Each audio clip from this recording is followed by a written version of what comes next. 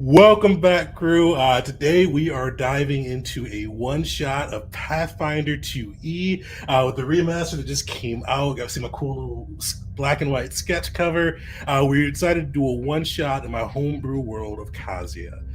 Today we are going to be diving into the Haunting of Ada, which we'll kind of get into a little bit of kind of why the Ada Wastelands and how the crew got there. But this is a one shot kind of showing off some of the remastered things as well as just the system as a whole.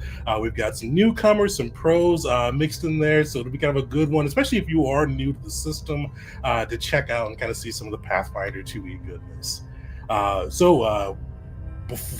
As we dive in, definitely throw in if you have questions or anything about the system, throw it into the chat. I'm going to set the stage a little bit. So this crew of adventurers, they're don't know what brought them here. We'll kind of figure out what brought them here as we get to meet the individual adventurers, but they're all sailing on the Etarian Dream, making their way across the seas of Kazuya, really either going to find new work, traveling to uncover the next adventure, whatever may have brought them there. But in these seas, they've hit some pretty rough waters. It almost feels like the storm god's fury is against the Etarian Dream, with waves buffeting the ship, rain continuously falling. Even those with keen eyes and the ability to see in the dark are not really able to see too much further than the front of the boat, with just how ever present this rain has been. The crew of the ship has done a good job of trying to keep the Etarian Dream on course and kind of keep everything running, but this last night feels like they've gone all out. The lightning crashes, the waves buffet, the ship almost feels like it's turning end over end.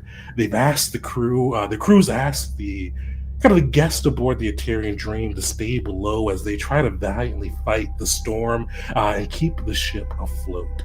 But kind of within the whole of the ship, gathered there, you see kind of the other guests that are traveling. You see dwarves from the Docent Federation, a few dragonborn from Eteria, humans abound, kind of all huddled beneath, kind of almost fearfully looking up as they hear the rain pelt the deck of the ship and hear the lightning crash and the waves buffet.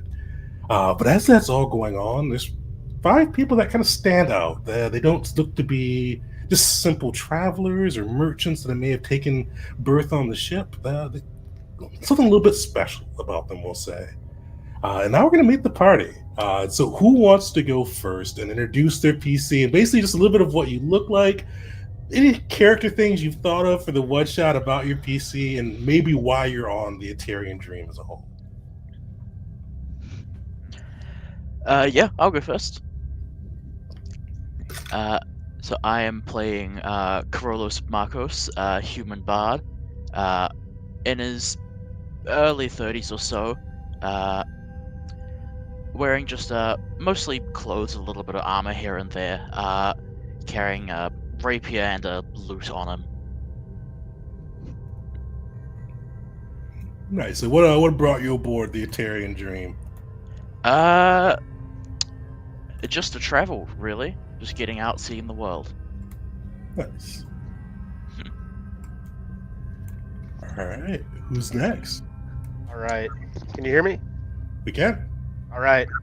So the next character would be Pax. He's a swashbuckling goblin. Appearance-wise, he's short. He's rather young, relatively cocky, always down for some fun. And yeah, he holds a rapier and wears a leather armor.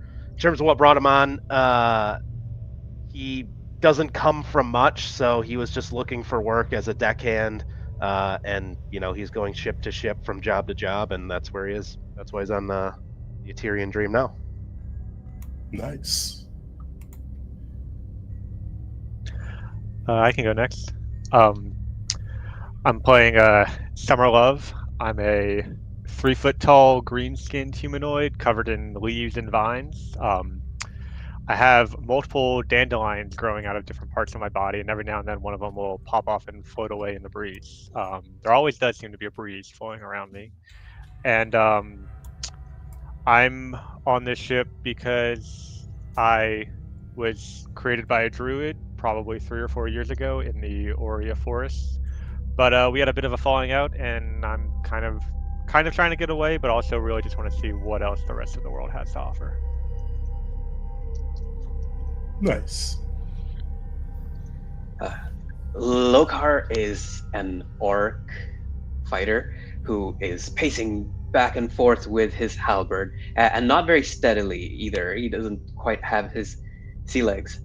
He looks dour and frustrated that he cannot help in this situation, but he keeps his guard up even now, even though there are natural dangers around, because he is trying to protect his senior Rodan.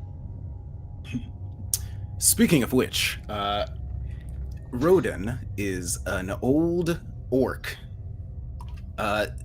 doing his best to stay upright, sitting on top of probably a crate or something, steadying himself with a cane. He's got graying hair, many battle scars, pale green skin of someone who has lived a rough life, and he is currently looking incredibly frustrated with his apprentice, who seems to refuse to have the ability to sit still. As for why he's here on the ship, I think he is probably, ostensibly, he is here to mentor this young, upstart warrior orc, but I think in reality he is actually perhaps running away from a past he would rather not think about. But even I don't know the true answer to that question. He just sort of sits there grumbling, just, sit down. Fine. He goes and he takes a seat, and then 10 seconds later he's up again. Mood. The storm will just not abate. Your pacing will not abate, and I promise you, your constant motion will do nothing to assist in the situation. We can do nothing but wait and be aware of our surroundings. As you mentioned that, go ahead, Lokar. No, go ahead. As you mentioned that, you see kind of a human man, dark skin, real bushy beard, but older, probably 60s, maybe even 70s. You see him kind of kneeling in the corner, and you see he's got like 3 piles set up.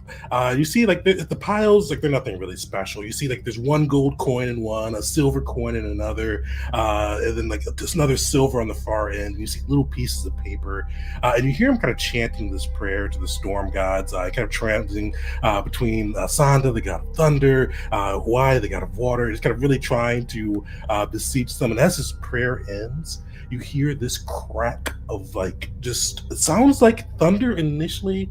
Actually, make a perception check, everybody. See if you can clarify what this is. Oh boy. Open or secret? We can do this one open.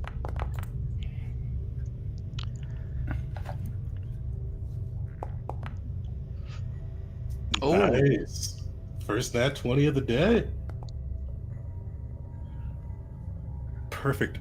Pax, to a degree, you get this, especially you're a deckhand, you've been on ships before. You know, like, this sounds like thunder. It sounds like a really deep crack, and you know it's not a good sound, but you know it's not thunder. It's something from the ship is just snapped, broken, obliterated.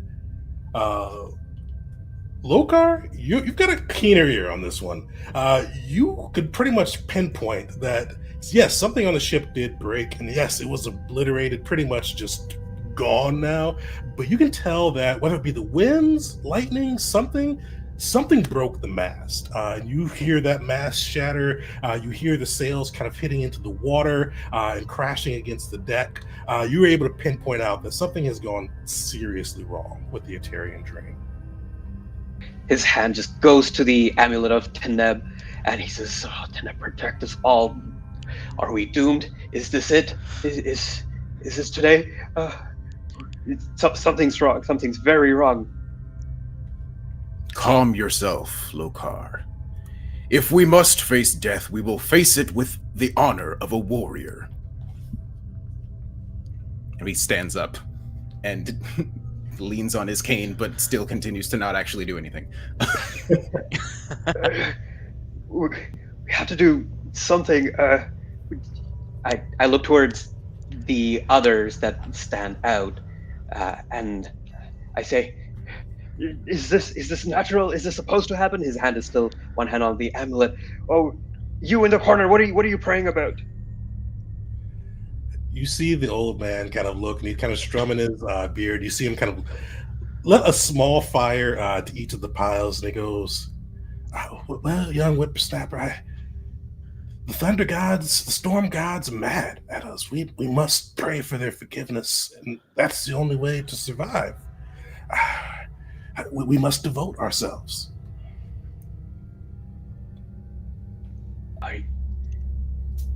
I don't know. My eyes go to the goblin, who just looks like a person of action, and I say, not speaking directly to him, but like looking in his direction while speaking. I say, I think at some point we have to try and save ourselves. Yeah. I've prayed to storm gods before and it's done nothing. We need to go investigate maybe what's happening down below. I'm gonna pipe up and say, "Wow, I've never had a god mad at me before. This is so exciting." I volunteer to go up above there, but I'm not going there alone. Very well. This is good. This is productive action. And then I will follow Lokar to a place where perhaps we can find some place where we might be of help. Above deck, maybe. Definitely. So you guys do see kind of a door leading towards a staircase leading towards the door that'll take you above deck. You're definitely the crew didn't put anyone down there to stop anybody. They just asked people to go down there, so you're easily able to make your way above board. Is everybody going above board? I should say. Yeah, I'll Yeah, come on. curiosity killed the cat. Why not? Perfect. Well, you guys and I imagine Lokar or Rodon. Which one of you guys is leading the way? I feel like it would be Lokar. Yeah. Lohar is leading the way, but he doesn't think of himself as the leader. He's there to do the lifting of the trapdoor or the thing, move it to the side, and so that everyone can go up. And then again, he'll like take the lead just as the bodyguard position. Perfect. You guys make your way to the door, kind of up the steps, and you hear just this howling of wind, pelting of rain. Lokar, give me an athletics check as you try to push that door open. Come on. This has to be the thing I've been training for my whole life, right? For this moment. Solid. Yeah, you like the door. It feels like it's almost like actively fighting against you. You push it open, and as soon as you get it open, it almost feels like the wind tries to take it away, but you've got a firm grip on it. And as you see outside, you see just dark waters, waves crashing into the ship, lightning crackling above, water hitting to the sides. The crazy thing, okay, I'll let you put your own judgment on it. You look around, you're able to see the ship. There's bit of lights and things so you can see around on board the ship. You don't see anybody. You see the ship, big mast broken off, some of the bits of wood trailing across the deck, some in the water. But the ship itself, you don't see any crew. This is where I say his low will comes in. He's scared. He has like hair rising, and he's dumbstruck. So he's just there holding the door, not moving as he's taking this all in, which Rodon may find unusual. Lokar, we can't come up through there without you moving. What's going on? He moves to make enough space for the others. There's no one here. Oh dear. That's bad. Rodin is going to rush out and see if perhaps they have abandoned ship. If I look out into the ocean, do I see like oars, boats, like rowboats moving away? Definitely roll perception. You can do this one open too. And for that, let me get a little Pathfinder backstory for that. Perception checks are usually going to be a hidden roll, but sometimes like this, I usually just do them open so people can see what they roll. All right. I believe in myself. Solid. That feels good. Yeah. You take a look around. Probably the first thing that catches your mind is kind of the mast that's kind of floating in the water with sails. You do see one person kind of stuck on the mast. Looks like they're unconscious, kind of floating along it. But probably the thing that catches your eye most, especially with that 16, is you do see what looks to be a boat. Well, not like a big boat. This looks to be like maybe the captain's cruiser, something like they'd have, like not like a lifeboat, but a little boat that's usually attached to the main boat. And you see a couple people, like 4 people at least, sailing that and heading towards the landmass you see ahead.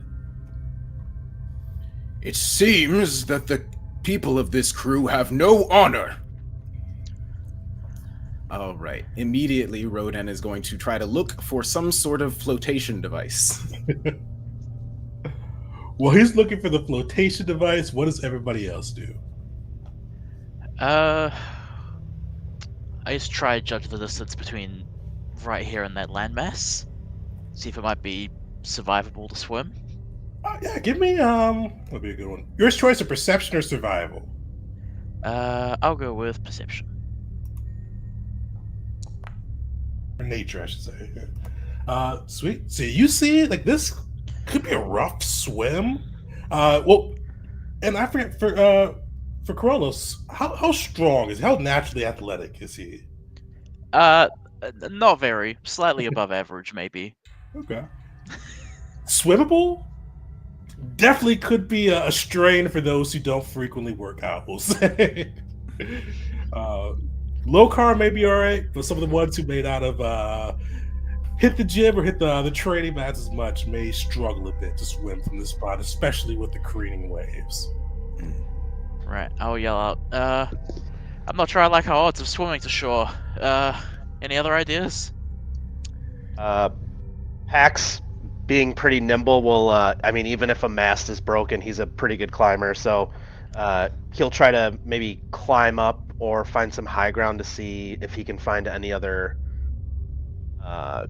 signs of the crew or potentially anything that may have happened to them, right? Like if there's any blood or anything that he could see from a higher area. Definitely.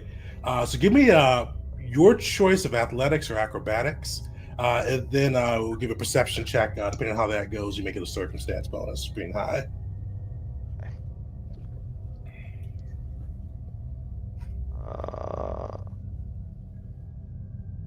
I'm trying to roll acrobatics. Bear with me here. There we go. Nice. Yeah, you nimbly kind of, even with the wind howling, the boat shaking itself apart, you're easily able to get up there. So yeah, roll a perception check and give yourself a +2 circumstance bonus. Right. Hey, for those who don't know how to do that, perhaps you could say what you do out loud. So it should prompt you, right? Oh, okay, Yeah, cool. so I'm selecting the perception thing on the left bar, and then there's a modifier where you can. Perfect. Okay. Got it. Cool. That little text box that comes up. Thank you. It's a hard dance I rarely play, so like I'm not sure if it prompted you, but I thought it did. We might need to artificially add 1 to that because I think I only added 1 circumstance. Yeah, there's one circumstance. Yeah, we'll add so 21, so solid. Yeah, you see, so you get a little bit of a clearer view than Rodan initially. So you see the same guy that's stuck to the mast, unconscious. It looks to be a dwarven sailor. You see the boat kind of sailing past with the 4 people that you could kind of see upright. You get a better look at those 4 upright people. One of them, initially probably Rodan thought he was just skin and bones. This guy is just straight bones. And you see with him on the boat, you see these 4 people are standing, but with your bird's eye view from up top, you're able to see that there's probably about 6 people that are on the ground of this boat that not really moving, consumed. They've been knocked unconscious, rendered unconscious in some way, as they are being taken back to the island of Ada. But as you notice that, you actually start to hear some splashing from the water. And you start to hear kind of this clunk, clunk, clunk. And you start to see, and all at once, you see 3 beings pop up onto the ship. You see 2 of them, kind of similar to the one you came across before, that seem to be kind of just skeletal remains. They've got, one of them has a sword in his hand, shield on the other side, just kind of clanking them together. You see the other one has a bow, just all bones, but still exuding an aura of menace. The one that probably truly catches your eye and maybe even inspires a sense of dread is you see this one creature just straight hop from the water all the way onto the deck and kind of scrabbling on all 4s, though it's clearly of humanoid origin. You see half of its face is just completely rotting off, and it is glaring with this just vicious looking teeth, claws, like mixture of like mold, blood, as well as kind of like bits of wood from the ship, and you see it like let out this horrible croak as it makes its way on board. And we're gonna get to our first combat of this session as you guys get to face off against some undead threats. So let me bring out the map. All right. Hey, it's happening. It's happening. We're doing it. So you guys should all be able to see the map now. And I think I put it at... Oh, and also for anybody that's new to Foundry, if you have a mouse, you can use that to zoom in and zoom out and kind of reposition by using the right mouse click. I think I set it at a spot that hopefully comes up clear for everybody, but you can kind of go through and reposition it yourself further too if you want a better view. And actually, for the viewers, let me throw this on so you guys can see it as well. Good, good. This can only go well. Yep. Oh, and Pax, I did move you out a little bit, so you kind of are on your own a little bit with the climbing there, but you are still 10 feet up right now. Beautiful. Sweet. So let me put you guys into combat mode. So you can roll initiative either by going to like the cross X's on the like panel thing, or if you click your picture on top of the carousel, you can just straight roll from there too. Excellent.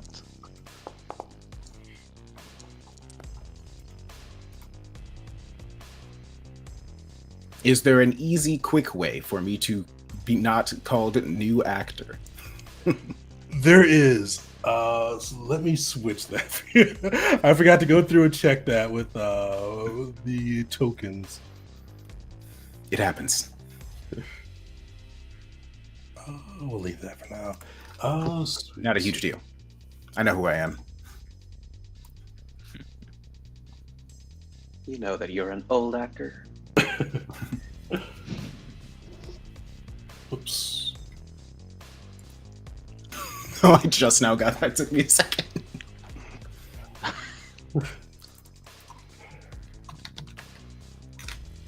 Sweet. So you are. Oops, did it make a new guy? I'll just do that guy then.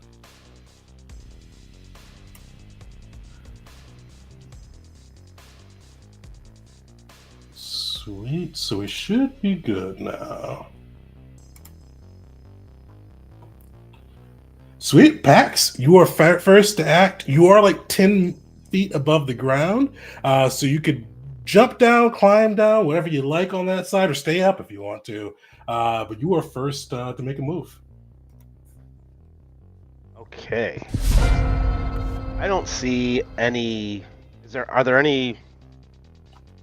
Oh, the enemies disappeared. Yeah. Okay, yeah. Oh, You have to make those visible to you guys. I thought I did that. They were there for a bit. They just yeah, disappeared. I was looking at Okay. Cool. Okay.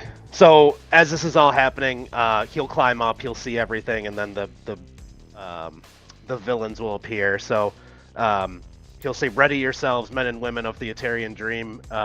Scoundrels are at play." And during this, the skeleton to his, we'll call it south, will be his first person that he tries to attack. So bear with me, this is my first time as a swashbuckler, but I think the first thing I need to do is somehow gain panache. Panache? Yeah. So, what type of swashbuckler? I didn't take a look. What type did you pick? I'm wit, but I think since I'm high, I could do some sort of like tumbling act to get towards this creature. A tumble through. Okay. So I think that's based off my understanding. I could be wrong here, Tegan, but like just I guess some sort of acrobatic thing to gain panache. So since I'm 10 feet high, maybe I'll do a front flip with some style to it to try and get closer to him on my way down from the mass. Perfect. Yeah. Give me a acrobatics check. See how you do. Okay.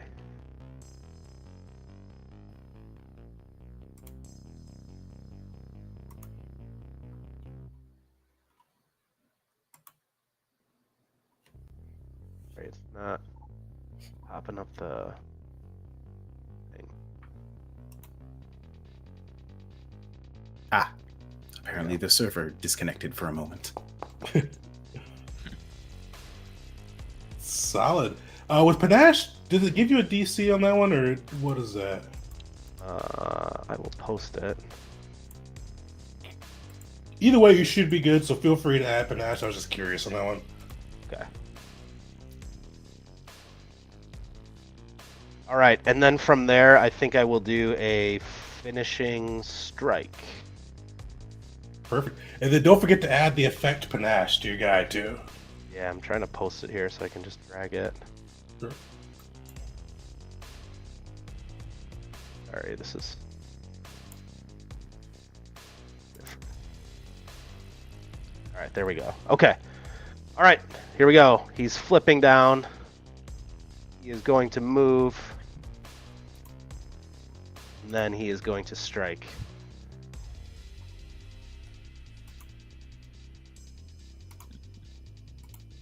He's going to do a precision strike. I'm sorry.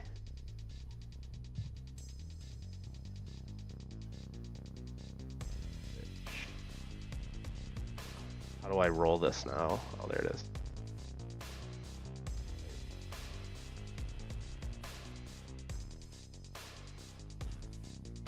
Sorry, Tegan. How do I add this to the... How do I use the precision strike here? What just so yeah, so you should be able to just click attack. Let me go to your actions. Oh yeah, so if you go, because you're using the finisher, right? I was going to use precise strike, but I can... Is that It also okay? looks like you ended your turn. I don't know if that's gonna It prevent won't you matter. from attacking Okay, it. yeah, so just do a rapier attack. We can add it in a 2d6. There's a way to do it, but I'm blanking on it right now. Okay, so I draw the rapier, and then I strike. Hey. Solid. That'll definitely hit.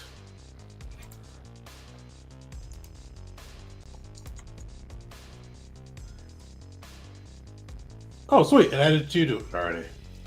Okay. Yeah, so it's good. Sweet. I already added in. All right.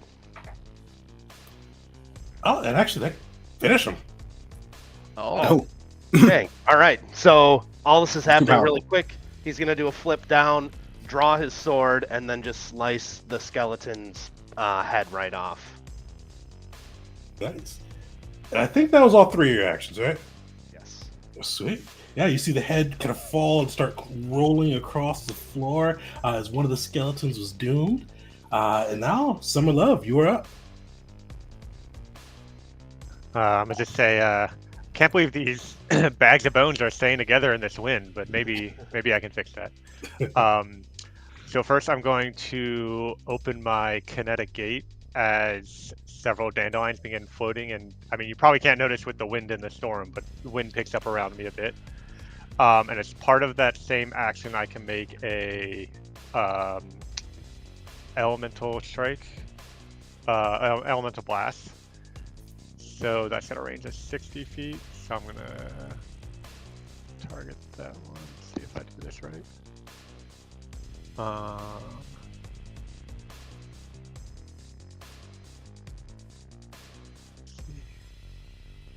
Trying to figure out how to make it roll, or if I just gonna roll it manually. No, it's just putting it in the chat.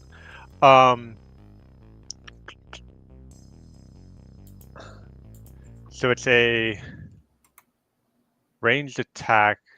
Do I just roll dexterity for that or something like that? I think Constitution is for the. Let me make sure though. Add your strength mod for melee blast.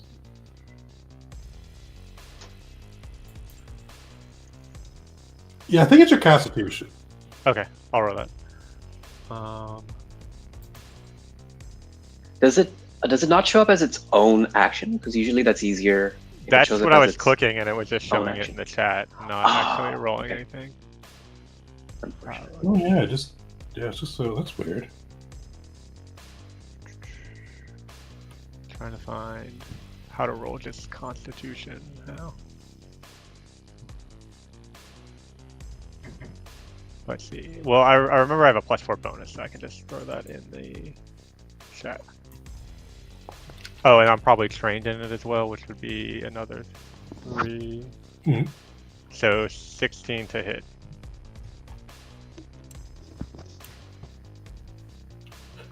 Uh, 16 to hit. Yeah, that'll hit. That'll hit him. Okay. So it's a D6 of electricity damage. 3. Solid. Now, how does that blast look as you let her off? So I pluck a dandelion from my shoulder and I boil it, and the little pieces fly out. And when they strike them, it just suddenly crackles with electricity. Nice. So that was one action, and now I have my kinetic gate open. So now I'm going to use a aerial boomerang, which is going to send a blade of shearing wind 60 feet. I'm gonna throw it to the one in the back. Okay. And it needs to make a. Oh, let's see if this. Oh, okay. I can. There we go. That one? Yeah. Reflex save.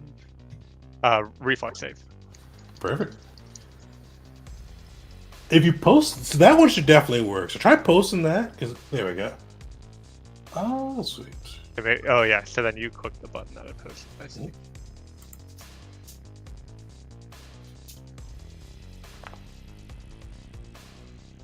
He will succeed, but there's probably still still something with a regular success. Basic reflex. So yeah, so it'll still do half damage to him. So roll some damage.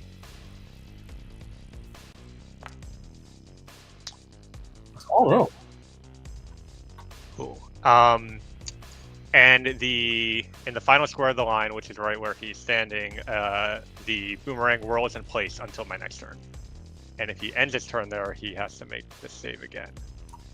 And then also, because that was 2 actions, it triggers my impulse junction, which lets me stride up to half my speed for free. Nice. So I will move 10 feet over here. And those are my 3 actions. I'm imagining this boomerang just spinning in place, just like smacking him in the face repeatedly. That's the plan. Just bashed into that poor skeleton. He looks pretty bloody too from the encounter. Oops, I forgot to change that one's name. Lokar, you're up. All right. Initially, Lokar almost takes a step back because he's afraid of these ghostly creatures. But then when he sees Pax just strike one down with one head and the air rising around Summer Love and all of this going on, he remembers the training, looks to Rodon and says, "Okay, I'm going in." And then with halberd in both hands, he's going to sudden charge So with 2 actions, he can move twice and then strike. So he will move right there. And remembering the training, keeping this creature at an arm's length, or 2 arms' length, and then make his strike. Nice.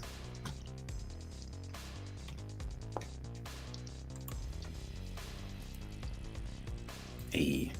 All I'm right. so proud. He's doing it. The max Max damage. Oh my god. Nice. Nice. What does that hit look like? How does that like all go down? Yeah.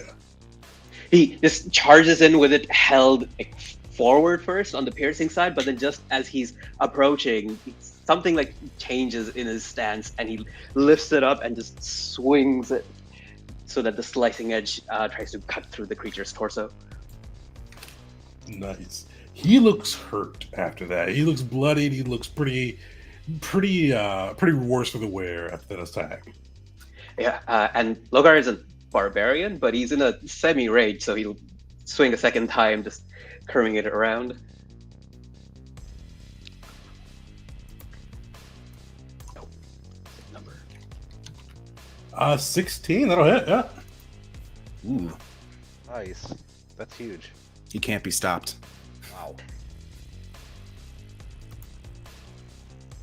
Wow. Yeah. Finish him. Oof. Wow. That's his turn. See, just this frog-like creature that looked to be pretty. The leader of that group, where you see just bits of him splayed across, rain kind of washing away the blood as his body hangs out on the deck, and then so Skeleton Guard is up. So you see him kind of pull out his bow, and seeing Lokar just cut down his boss, you see him kind of pull back twice and let 2 arrows fly.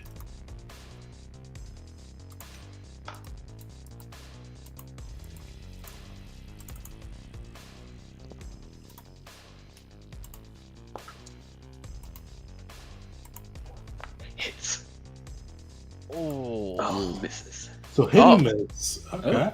Yeah, so you see the first one kind of lodges into your shoulder. The second one flies right by for... Looks like he got a good shot off of for 5 damage on that first hit.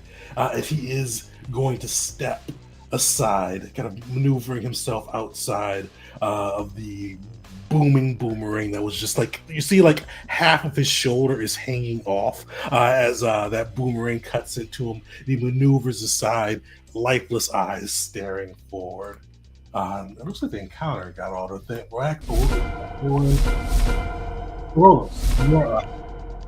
All right. My first action, I'll use my 30 feet of movement to get over. Oh, hang on. Over here.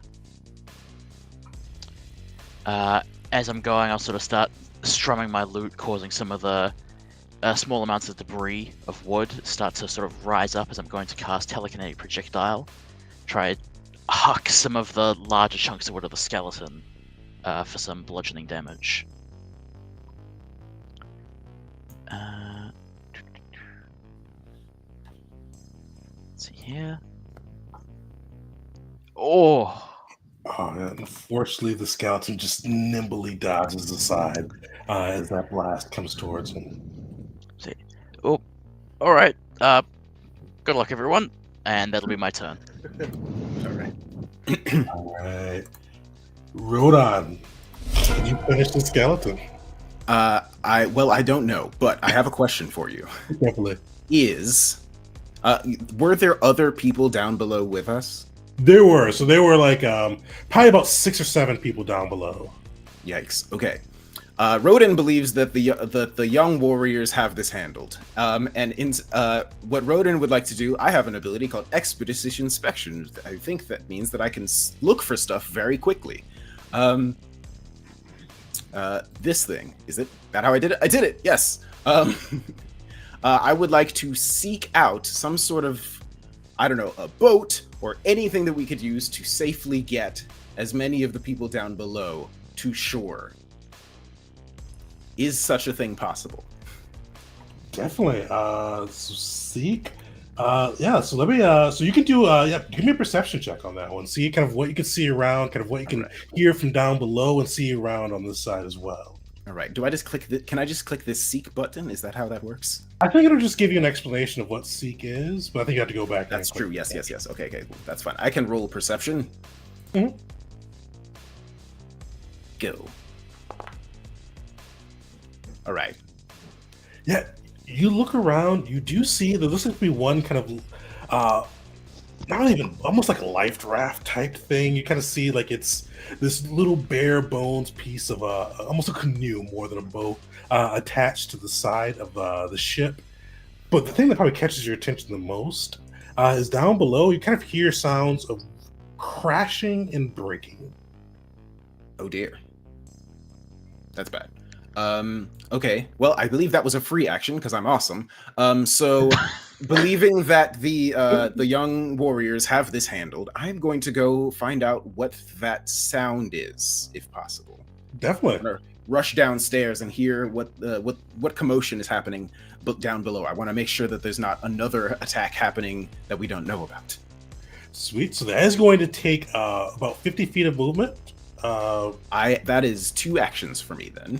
Okay, so you get able to get down there. You see as you kind of race back down the steps, get back into the whole room where they had you before. You see a little bit of a grisly scene. You don't see any bodies, but you do see like the old man that was praying, kind of hunched in a corner. You see 2 of the dragonborn that were there from Materia, kind of shrinking back. But you see this big hole kind of in the center of the room, and you see water pouring through it, and you see all 3 of them kind of looking with abject terror outside of it. All right, that's very bad. We're taking on water. I'm going to try to shout that as we're taking on water as loud as I can, so that hopefully the people above can hear me. And then I want to try to usher these people out of this room up above to safety to get to them to that boat if I can. Definitely. Yes, or whatever. Not even a boat. The closest thing we have. It'll be a tight fit, but you could definitely fit the 3 remaining in the crew on that life vessel, we'll say. Yeah, so you shout at them. You do start to see these people kind of like huddling. Like there's fear in their eyes. Like they get to give like a wide berth from the hole, but they do start to kind of make their way towards the stair. Rodin's old soldier comes out and he starts barking orders at them as if he's back in his old war general days. Yeah. You see, you got the dwarf for a moment looks like the one of the dragonborn seems like it looks stubborn at first, but they do both overcome it. The old man that was saying his prayer quickly, he's probably the first to go and kind of follow the path up. But you're able to do that. You've got an action left, I think. Yes, if yelling at these people did not take an action, then my last action, I guess, is just going to be heading back towards above deck, all the while shouting that we are taking on water. Perfect. You're easily able to make your way back above deck, or at least a part way back above deck. And then those 2 guys died really quickly. You were back up. Okay, I accidentally put some sort of AoE thing on this guy too while I was trying to measure. So I don't know if you can delete that or if I. Oh yeah, do. Okay, cool. I have a little bit more distance with Nosh, but essentially at 25. All right, so I need to use 2 actions to move to him, which I will. And then I'm going to target him. And I'm going to attempt a finishing move. Nice.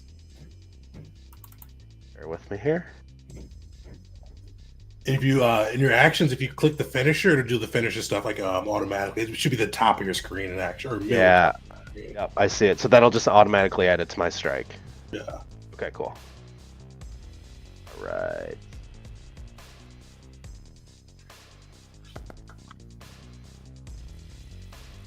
That hits. All right, we'll roll some damage. Not great. Still enough. Finish him. Early finished. So you'll see him it's a pretty far distance, and he's sprinting through the wind and kind of like dodging some, moving pretty gracefully through the wind, and then just as he comes up, he does like a 360 spin and slices through his chest. And then he kind of like looks up, and he's got like his hood on and the rain coming down. It looks baller, and he's dead. Nice. Yeah, you see the last of them fall. The rain doesn't abate. The rain is bashing. You see the lightning crackling overhead. You see Rodon come back up, and you see three of those who were down below trailing him, the human and the two dragonborn. And you see, as Rodon comes up yelling, the boat is taking on water. You see, before it was like swaying as the waves crashed into it. It's almost listing to the right now. It's almost look like it's going to start capsizing. You see it's starting to get lower and lower. This boat, the Eterian Dream, is on its last legs. You've got that little kind of life canoe, we'll call it, which will be a tight fit, but can fit those that are remaining left. And you're able. Actually, what's your next step? So there was another ship that we saw that had I don't want to say hostages, but I guess some of our former crew on it, correct? Yeah, so Pax, you were able to make out that, the four people that are standing over those guys, clearly undead, and the other ones on the ground, you kind of recognize as crewmates. And they could see breathing as well. And how far would that ship be from our ship? So you've actually, if you kind of take a look now as the fight came to an end, you've lost track of it. It's heading toward the landmass, but you can't make it out through the storm and the clouds. Okay. So I'll share that with the team. So Pax will say, I saw 4 scallywags hovering over some of our former shipmen, and they were heading that way, and I'll point towards the land.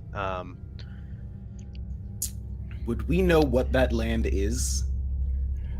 Definitely. So everybody who would like to give me your choice of either religion or occultism. Ooh.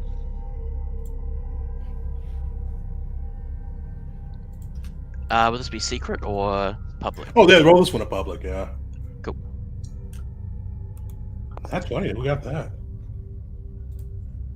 Ooh. Lokar prays to Taneb every day. Sweet. Lokar wrote on it, yeah. Yeah. Orcish tradition. Sweet. So Lokar, Rodon, and Korolos, you guys, and even Summer Love, you got an idea of this, but you three for sure. I don't know if you've studied your history books or have a fascination with tragedies, but you guys know that this is the former dwarven kingdom of Ada, that is now more colloquially known as the Ada Wastelands. Where once before a thriving dwarven kingdom stood, a pillar of trade and innovation. During the infernal invasion 1,000 years past, there was a little bit of a mishap. Some of the dwarves of Ada had taken a contract from the demons and began working on building a weapon of sorts, a weapon that could kill a god. And while our heroes of the age had other matters and couldn't attend to that themselves, they did convince the followers of the Hands of Thana to make their way out there and hopefully try to shut down this weapon before all hell broke loose. But unfortunately, hell broke loose. The weapon went off prematurely, mixing with the divine magics from the Hands of Thana, along with the infernal magics of the demon, and the weapon itself basically created a nuke. Taking out the island of Ada, and initially covering it in a sheen of gold, because those are forces of the infernal lord of greed and that were there initially, and so the island was covered with gold, and for a while it caused a gold rush. People used a tragedy to try to go out there and pilfer as much as they could from the island, but little did they start to learn that the island had been whatever magics mixed with the hands of death and the demons all combining into ones made this weird sort of undeath on the island. Things just couldn't die. So a lot of those people who came for the gold rush and tried to take this fool's gold home met unfortunate ends, and the bodies kept growing and growing until it became the wastelands filled with undead that none but the bravest dare to tread or the foolish. Well, Oh, right shit. now, it's either that or drown. Sounds bad. All right. I think Rodan is just going to try to start shouting for people to get into the boat. And I think he's going to say, if you can swim, then you swim. Nope. Just because I know that it's going to be very tight on this and there might not be enough space for everyone. Sweet. Yeah, get up on the boat. Perfect. Well, you guys are able to load up on the boat. It is a fairly tight fit. Who has an intelligence score or modifier, I should say, with the new one, above 3 or above? Anybody? Rodan. Oh, Rodan. Yeah. So this fits your last point perfectly. This boat will fit all of you guys. It's gonna be a tight fit, and you see as like everybody gets into the water and kind of gets into this little life raft, takes on a bit of water. Like not a lot, but you see some water enter into this little safety canoe. All right. I'm going to do something crazy. I'm going to rush over, grab onto a piece of whatever armor Lokar is wearing. Lokar, swim. You can make it. Yes, teacher. He's like, he is a huge lad. And now, you mentioned earlier that you think that some person who are particularly athletic might be able to swim, right? Yep. Would I know what perhaps athletics score that would require, maybe, or is it going to be a roll? It's so it's going to be a roll, but you'd guess like, if I have a +4 athletics, do I think I could make it? it'd be iffy for you at the +4. Okay. All right, I'm in the boat. I'm an old man. Yeah. Lokar just was sitting on the edge, this huge orc guy, and he just tilts backward, and the whole big boulder body of his just splashes, and then he tries to swim alongside, if possible, but just towards shore.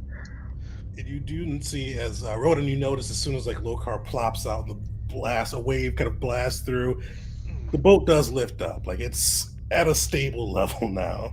All right. I've got some I am going to be rope. rowing though.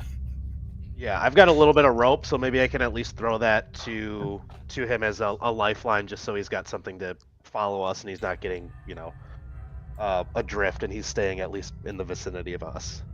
Perfect. Yeah, so you're able to give Lokar the rope to tie around himself to at least stay together as you guys make your way through the maelstrom. Lokar, give me an athletics check. Those on the boat, how are you guys trying to navigate the storm and head towards the island? Rowing and praying. Pax being a deckhand and having a lot of experience on the sea would be towards the front, and he would be, I guess, like trying to tell folks like, hey, this is the way that we need to row. In between waves, I'm sure they're bobbing up and down and kind of losing sight of the land itself. So he's just trying to keep us going in the right direction. The folks rowing.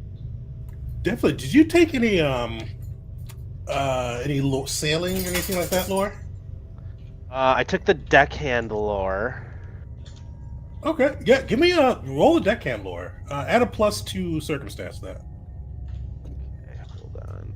And Lokar, like you are like it's storming. It's like waves are crazy. Like this would be like it looks like one of those just straight up movie storms right now. Like you'd be foolish to go into the water if you were anybody but Lokar, because you look like you're swimming through it like it's just a gentle day. Because you're just Beautiful breaststroke.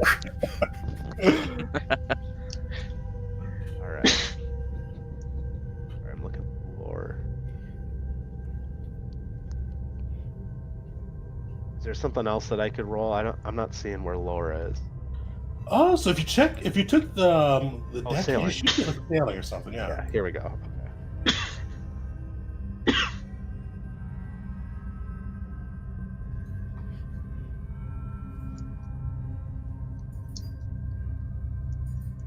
All right, I keep having to pop this back in and out.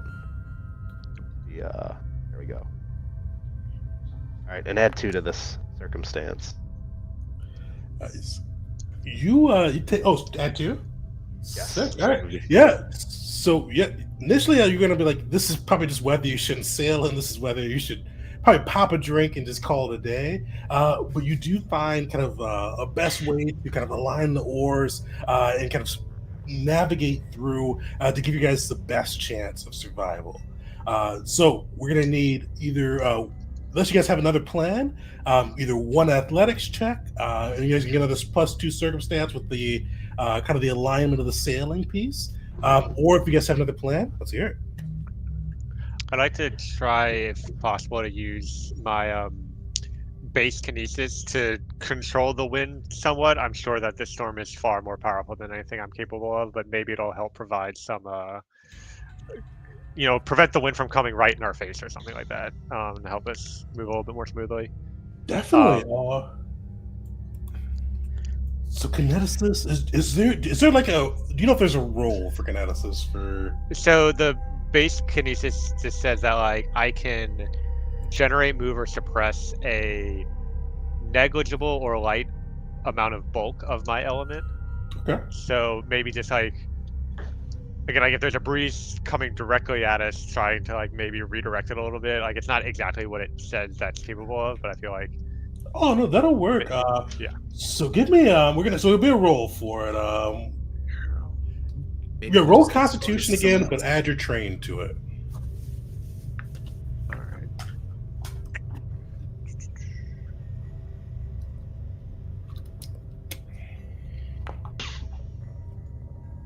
That's 20. Yeah, so I'll let you describe how you do it, but you are able to kind of work the force of the elements too. You can't. This wind is gale force. You can't stop it, but you are able to like cut through or minimize its presence around the ship. So it's still there. You guys still feel it, but it's not hitting as hard as it was just a second ago. And how does Summer Love do that? I imagine I kind of make my way to the front of the vessel and just hold up like one large dandelion, and as the little pieces break off, they flow around rather than directly over, and the wind kind of follows the way that it floats in the air. Nice. Sweet. So you guys have a really good shot of this between Pax finding a kind of the best path and best arrangement of the oars and the ship to cut through, and Summer Love blocking and kind of shielding the ship from the worst of the wind. You guys are pretty set. There's going to be one last check, depending on how you guys want to finish this up. But now you're going to get a +3 bonus, and the DC is a little bit lower too. I think Rodan, it might be your time to shine on the oars, man, and do an athletics check. For sure. All right, Rodan is doing one of those war chants to keep everyone in rhythm as we row, and I'm just going for it. Nice. Oh my god! Incredible! I can't stop. It was a 1 for like a millisecond. Let's roll. Chanting like this old Orcan, like just war hymn. You were able to just roll that boat through, utilizing pack sailing knowledge to kind of hit the best spots in the water, with Summer Love's shield blocking you guys from the worst of the wind. It looks dicey for a bit, but eventually you guys are able to cut through the storm, and you feel like you almost don't even see the land at first, but you feel the boat kind of collide against it, and you guys are able to make land on the wastelands of Ada. Is it what kind of? Are we talking sandy beach or rocky beach? It's sandy. Actually, let me just take a look what you guys see. So after you guys are able to get off the boat, and you see like the storm slows a bit as you guys are able to get a clearer look around. It's still raining, but it's not this thudding rain. It's just kind of a little bit more of a lazy sprinkle. And you look around, and you see it is sand, and you see it's kind of a weird, probably the weirdest sand you've come across. Because some of it looks like dark gray, almost black, but you see like these little specks of gold. Like you've probably seen sand that looked like it was gold before, but if you examine this, bring it like to the closer to your eyes or to the light, you see like this is like little flecks of true gold. As you look around, and you see kind of just as you look up from the sands, you see in the sky in the far distance and kind of made out through crackles of lightning, you do see kind of this floating Coliseum, we'll say above, far in the distance, very far in the distance. But around through these flashes of lightning, you do see kind of just this enormous hole, kind of miles in the distance ahead. And outside of that, just ruins, rubble, and just debris as these kind of flashes go off and then clear back to the darkness. Oh, well, this place is lovely. Isn't it? I've never seen anything like it before. Rodin is gonna go find a Lokar and just collapse on the ground next to him and say, "Well done, lad. Well done," and then fall over. We got out of that one, teacher, but where did we end up? If the tales that you have told me are true, and this is one of the most godforsaken places out there. Well, the tales I tell you are always true. But Right, yes. for now, yes. all we can do is find shelter. Just give me a moment. Just unable to get up. I do love the image of Lokar who just straight swam that. It's just like standing there like crying. Rhoda just like straight taking a breath.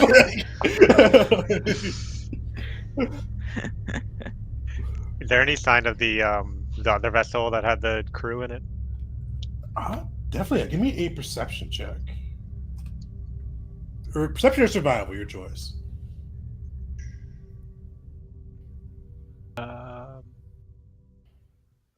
Perception.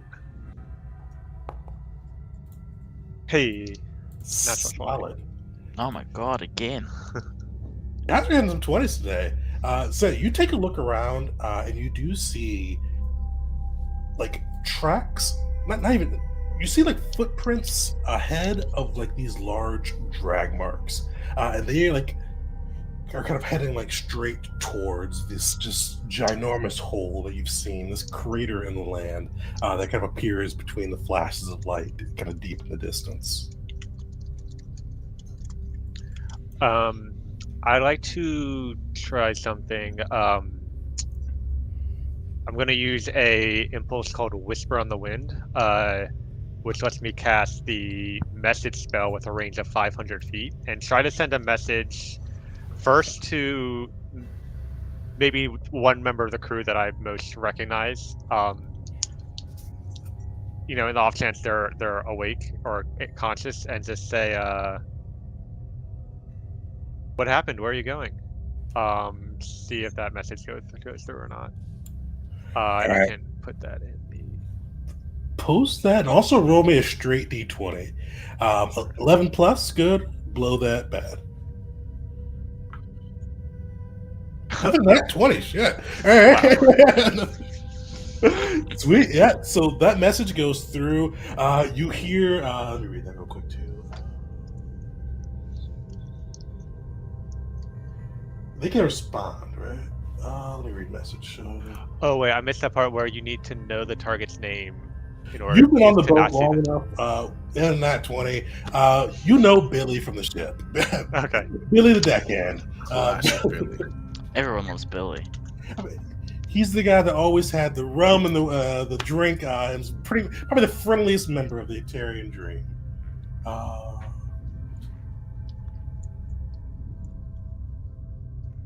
Oh yeah, so they can give responses. Sweet. Yeah, so you hear, Summer, is that you?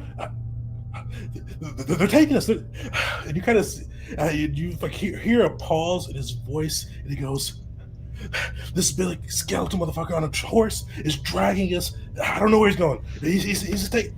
You're coming for me, right?" Yeah, definitely. Um, I'll be there as soon as I can. We're just helping out all these other people on the beach. I guess. Oh no. Yes, I would do another. Use the ability again to send a response saying that. And so he can respond again. So he'll go, there's four of them. This guy he's big though. He's big. Uh, come. Remember that time I spotted you some rum? I didn't have to do that. So you got to make sure you pay it forward, man. That rum was really good. And helping you out sounds like it'll be even better. Oh, go ahead. Yeah, I'll kind of let the rest of the party know what this guy told me. And then I'll send one more message. Well, I guess kind of with that last one. Do you know how far away from the beach you are? He kind of shakes. They've been dragging us for at least 10 minutes. He kind of, yeah, because they can't hear him speak. So yeah, he kind of like, I'm acting like I'm asleep, but it's been about 10 minutes. How are the rest of the people that were on the boat with us looking? Are they managing all right, or? You see one of the Dragonborns is like just retching right now into the sea. The old man looks like not content. He looks not satisfied. He looks like somebody that feels like their faith was vindicated. Like he looks like he knew he would wind up okay. And he's just kind of like he's walking around, kind of looking around at different things. He's staying close to the group, but he looks bemused. Bemused is the word I'm looking for. As he's still alive and somebody answered his prayers.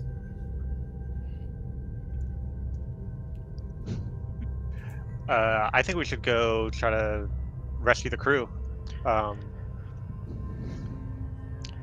if we want any hope of getting off this island, then yes, it seems like a good thing to do. Very well.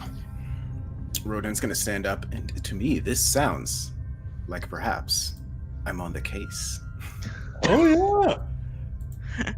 Before we dive into that, I am going to take a quick break. So it's 8:20. So if you need to go to the bathroom, grab another drink, we'll come back 8:25 and get to the second part of the adventure. All right. All right, sweet.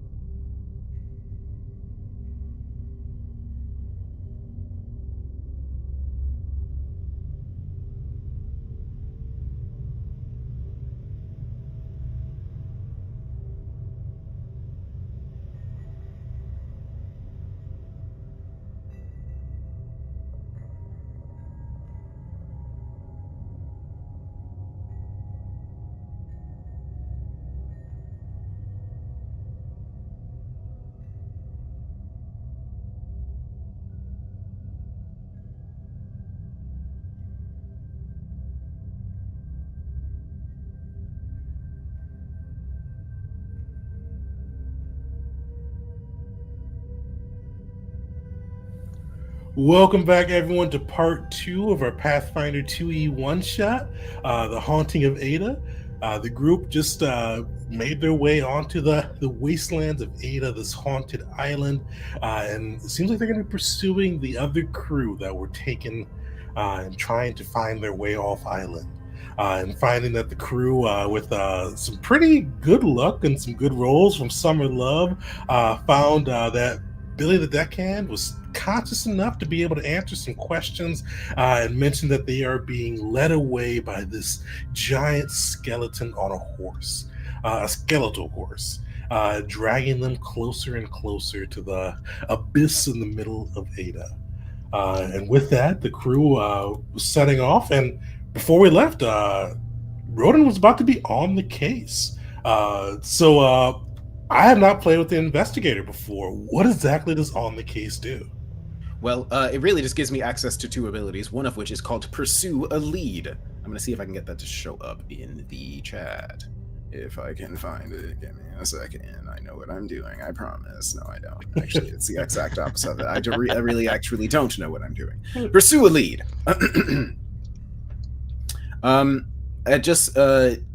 Long story short, I get a circumstance bonus when I make a perception or skill check to investigate my designated subject, and my designated subject is the where are the crew of the rest of the ship has been taken and why. That is a mystery that I am now investigating. So yes, basically mechanically, what it really does is I get a +1 circumstance bonus to any checks related to that mystery. Perfect. Yeah, and you guys did. I forgot who found it, but you did find the drag trail, where kind of the footprints as well as the drag trail, indicating where the skeletal members have gone. Mm-hmm. Great. Well, I guess all we can do is follow the path. Can I determine? I assume that our friend shared the information that they got with the rest of us. Yes, correct. Mm-hmm. Okay. Can I determine who is doing the dragging or how many people? Oh yeah, definitely. Give me a survival check. All right. And +1 from your on the case too. Yeah. Survival. All right.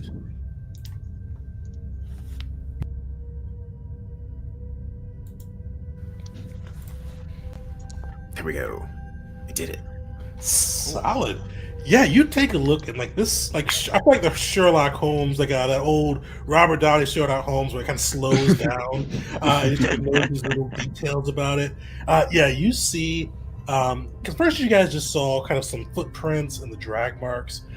You see, as you look closer into it, there's definitely 4 sets, or well, 5. Yeah, 5 sets of 4 sets of footprints and then a set of hoofprints. As you look around, and you see like clearly able to kind of look now. These are like people without shoes. Like these are just like straight bone imprints on the dirt and the sand.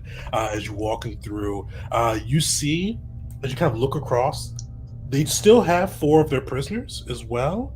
But it looks like one of the prisoners, you kind of see like a small trail of blood mixed in with the sand kind of next to them, and actually you see a trail of blood. This is like they're injured, they are critically injured, we should say. And you see kind of that blood moving through the sand as you're going through, and you would easily surmise like this person, they probably won't make it through being roughly dragged while bleeding out. The other 3, though, you don't see any trails of blood. You see a trail that you probably surmise is Billy's, with somebody that's trying to act like they're still passed out, but is clearly conscious and holding their body in a certain way as they're being drugged along. Or the other 2 are completely limp and are just being dead weighted across the sand. Mm. Well, we have our path. Shall we make Keep haste your then? eyes open. Yes, we move quickly, but we still must make sure that we are not ambushed. They did not attempt to hide the fact that they were doing this, so they might know that they are being followed. Do you think it would be better to exercise caution or speed then? Sounds like Billy wants us to move quickly. True. Well, if Billy says so, then we all have to. For Billy, anything. For Billy. Ah! As we're kind of traveling, I'll periodically do another whisper on the wind just to like check in and see how he's doing, and maybe like ask him for landmarks that he might spot or anything like that, so we can make sure we're on the right trail and things of that sort. All right. So before we head out, you do see one of the dragonborn that kind of was like just finished retching into the sea, and he goes, "What about us? What should we do?" Try to find shelter, food, water if you can, I suppose. Try not Or to stray too far. we can't stay in these wastelands long. Like, if you feel well enough, potentially like scaling up and down for that ship that they came in on, so that we've got to get away once we get these guys. I don't know if that would. You see the old man, like the dragonborn, like his scales like are like furrowed, like blood clearly leaving his face. He looks scared. The old human man that said his prayer earlier goes, "Oh, of course we can do that. We've got the storm god protection. That's why you guys saved me. I said that prayer. We will survive all of this. I will find us a boat. We'll be good to go." Axe rolls his eyes, but nods.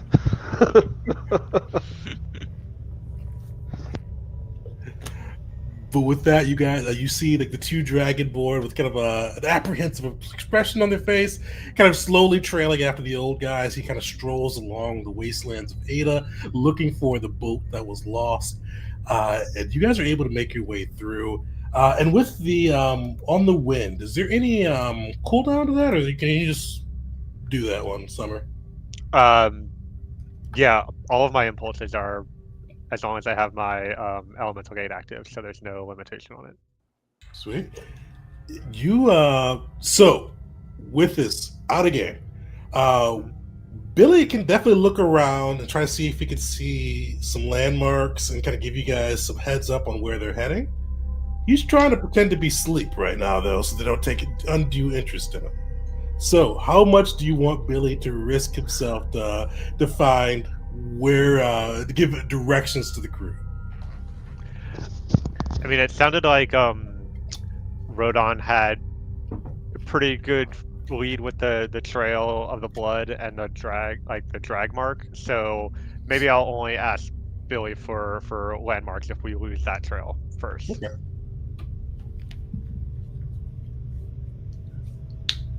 Perfect. When you guys are able to proceed forward, you kind of move through this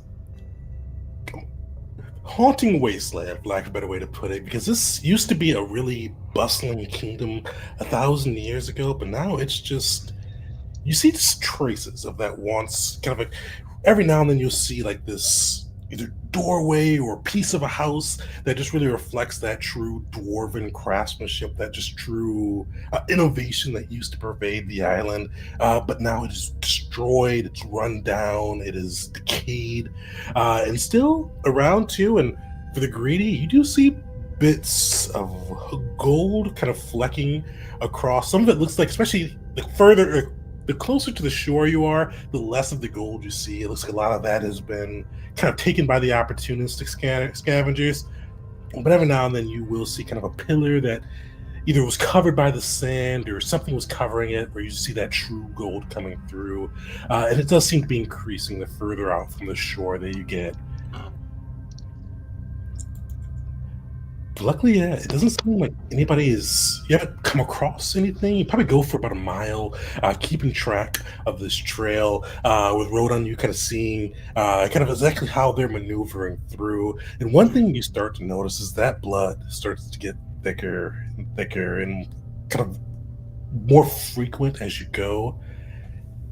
And as you guys kind of approach, you do see kind of a figure in the distance. Kind of looks, can't tell if they're short, if they're far away, but you see this figure and you kind of see them doing a repetitive motion. But they are distance away. They don't seem like they've spotted you yet. You just kind of hear this clunk, shh in the distance. What do you guys do?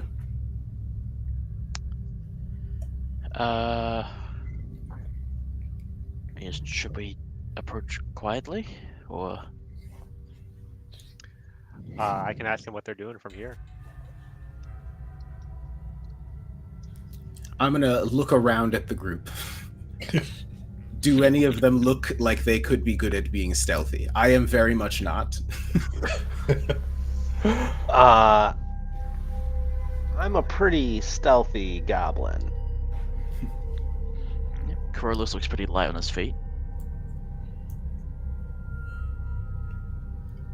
Would you like to investigate? See what that is? I don't trust anything on this island. Oh, I'm sure we can handle that. Sweet. So Pax and Carlos, I keep on calling Carlos. Carlos are going kind of stealthing up, trying to stay unseen and see if you can kind of get a handle on who it is and what they're doing, right? Yeah. Perfect. So this will be a secret check. Give me a stealth check. Hit control before you or hold control before you click stealth, though. All right. While he does that, I want to point out I have an ability called That's Odd.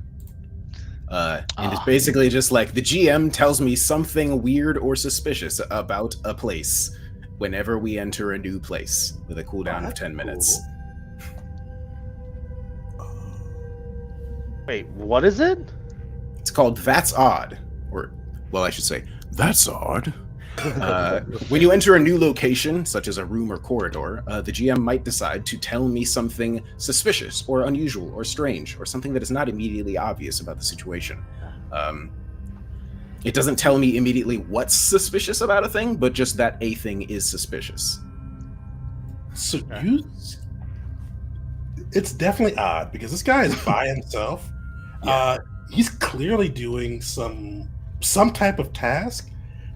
But this is really that's odd. He's flesh. He's flesh and blood. He's not skeletal. You don't see him rotting at all from the distance. Clearly, he's there's something odd about him. That's odd. I'm just gonna say that every time I use the ability.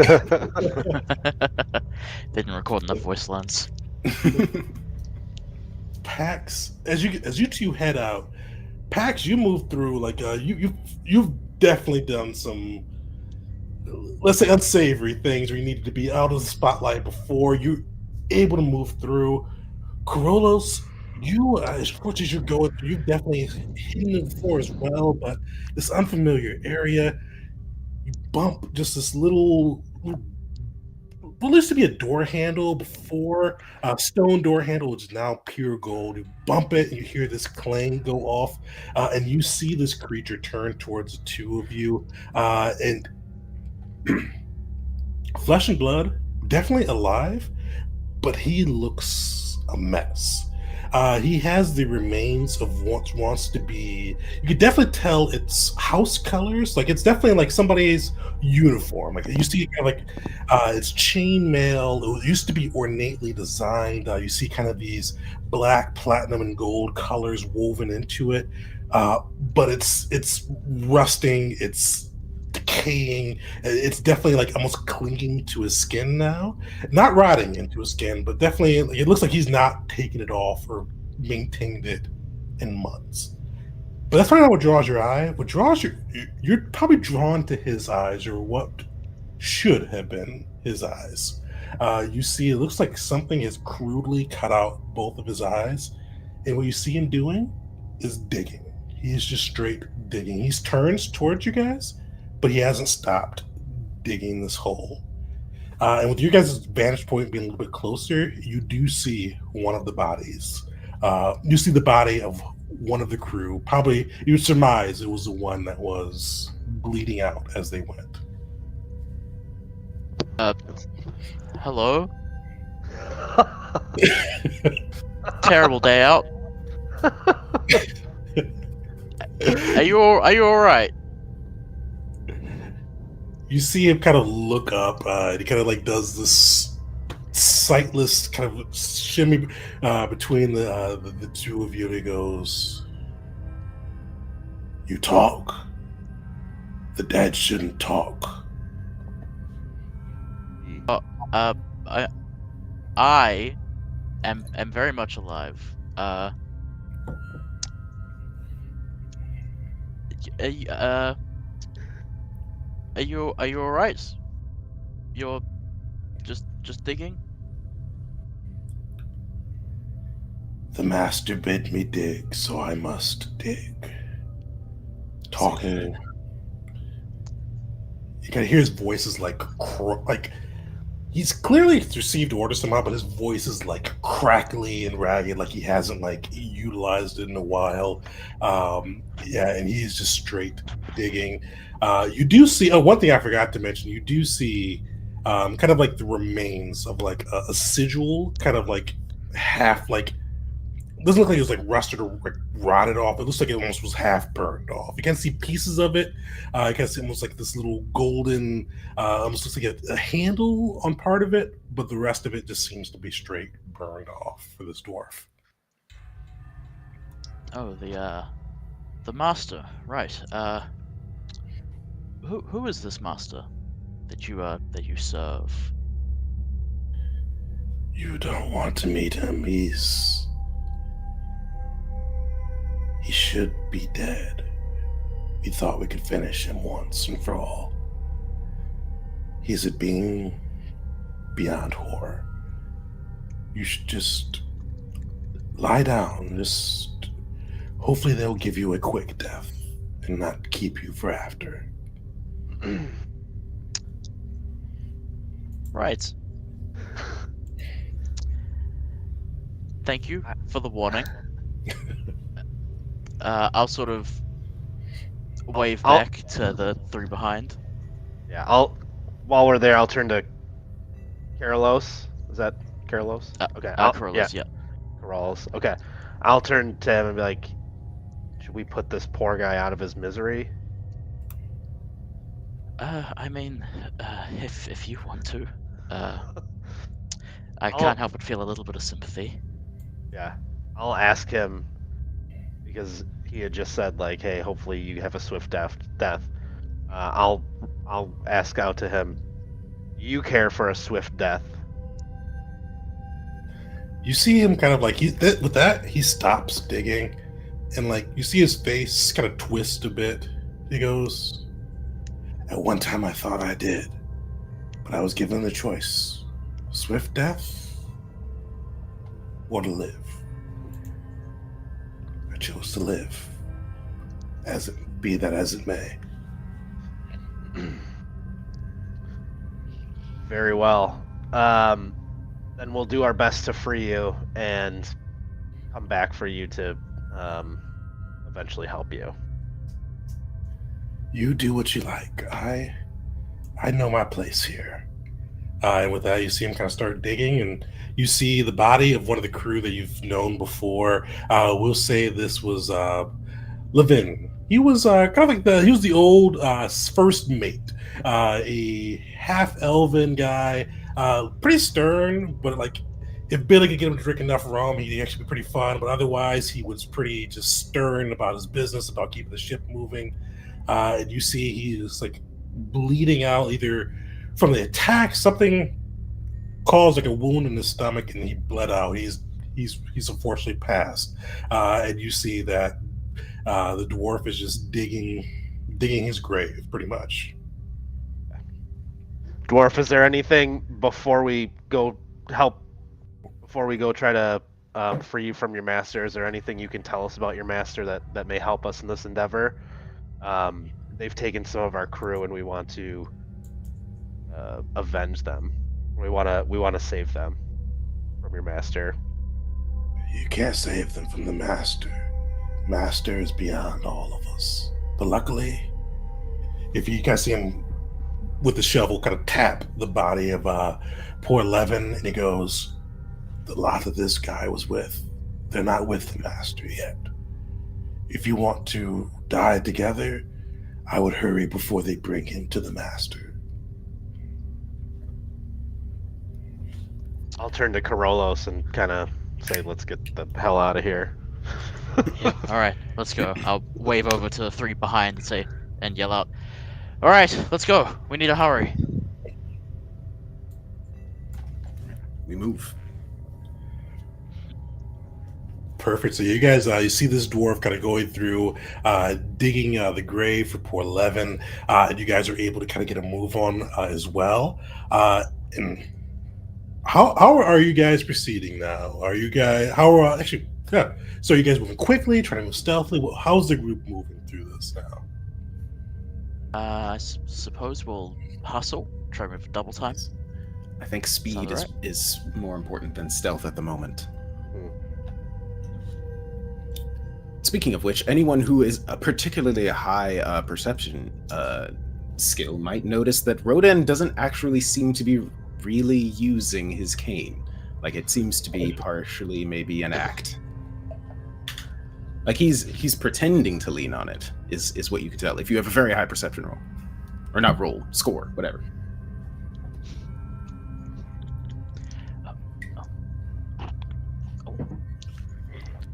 I think Lokar has seen Rodan in action a few times, so he may know the secret, but he's just going to be... I assume he's going to be like right behind Rodan or whoever else is following the trail, and then right behind that Lokar, and maybe the others behind him. I'm getting Master Splinter vibes right now.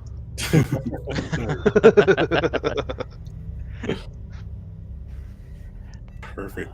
Well, as you guys double time it over there, everybody give me an athletics check to see how quickly you all are able to move and how close we're able to get to this group.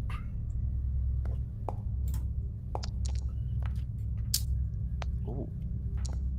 Nat 20s today. Yeah.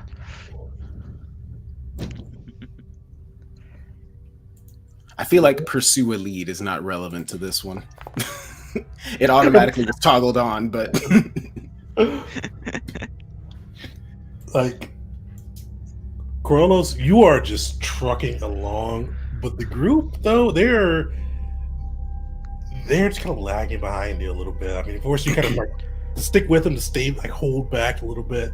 I don't know if for poor Lokar, the trip of the swim through the chaotic waters is finally getting to him, but a little bit slower than normal.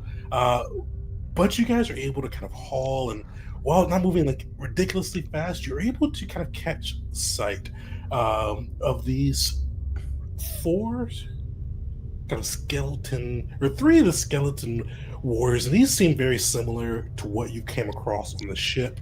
They seem to be pretty frail, with these rusted weapons that they're carrying. But the one that probably draws your attention is this large, like, armored skeleton with this big shield upon his side, and a big lance on his other arm, riding the skeleton horse. And you see the bodies.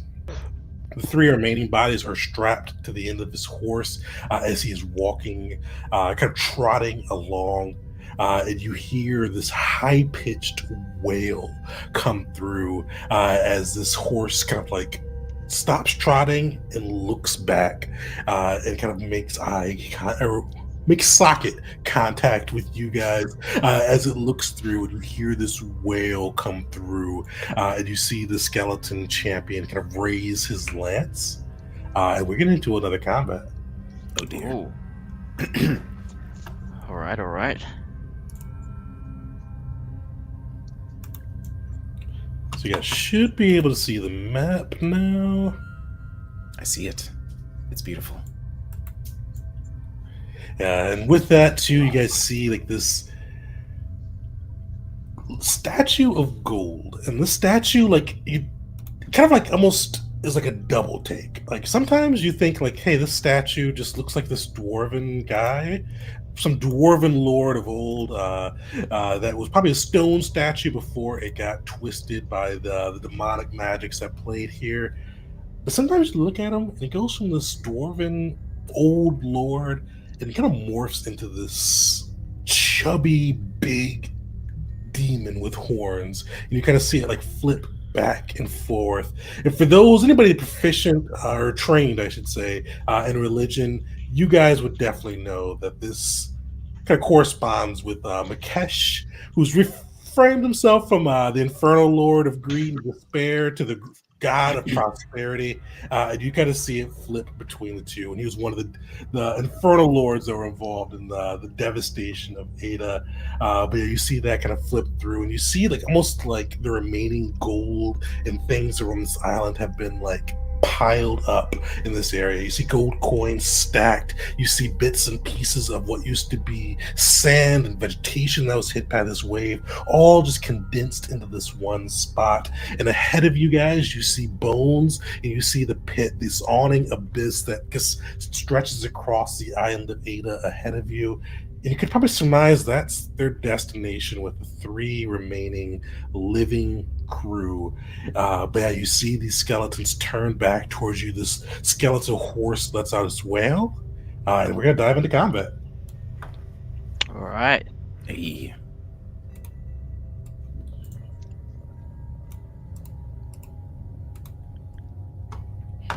Sweet. So you guys can roll initiative. For anybody that would like to, you could also use athletics as you guys are running for your initiative instead of perception, if that works better for you. One of the cool things with Pathfinder, it kind of depends on what you're doing before initiative is rolled. So if anybody does have a better athletics, go for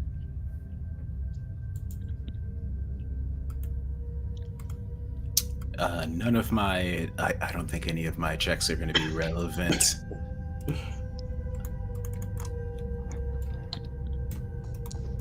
I accidentally rolled society, so I'm gonna re-roll with perception.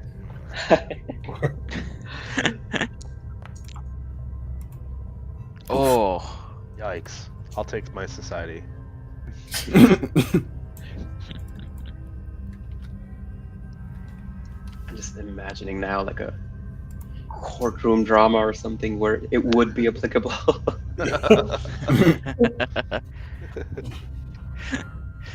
Roll legal law for initiative.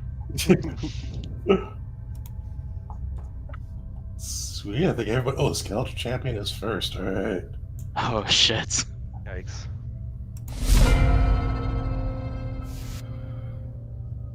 I like that mod, but like it's always forget it's gonna happen. It's so loud when it always. Yes. Glad it's not just me getting jump scared at the start of every round. All right, you see the skeletal champion. You see him kind of like kick the skeletal horse, and you see the horse begin to gallop. I'll give you guys a little bit of mechanics preview for this guy. He's got a animal companion that he's pretty much using, so he's sacrificing an action to give it 2. And he uses 2 actions to gallop. And he's gonna. Yeah, Lokar, he would pick on you. You seem like the biggest and the strongest of the crew. So you see this horse galloping towards you. He's used one of his actions to set that horse to go. You see him lowering his lance. He is like he's trying to skewer you. Like he's trying to like just pick you off and keep it moving. So he is going to make an attack against you with his lance. Oh, yeah, and he never healed either. Okay. Cool. Luckily, and that'll miss. So you see that first strike come through. Lokar, you dodge to the side. You see him try to strike back again. Yeah, Lokar, you are just dodging both strikes coming at you. That full warrior spirit in effect. The skeletal champion can't lay a hand on you. Rodan, you're up. All right. I'm going to do all my combat stuff now. It's time for me to actually fight. All right, so the first thing that I need to do as an investigator is devise a stratagem. Devise a stratagem. So basically what it lets me do is I use an action to... I have to target somebody, don't I? I know how to do that, I think. I'm going to target the big scary man, and then see how that works. That's not good. So, Basically, devise a stratagem allows me to pre-roll an attack against an enemy, but then I have to use that attack roll if I want to attack them. So like I can basically I just found out ahead of time that I'm gonna roll a 6. But if I use that roll, I get to add my intelligence modifier to the attack roll. It's not good.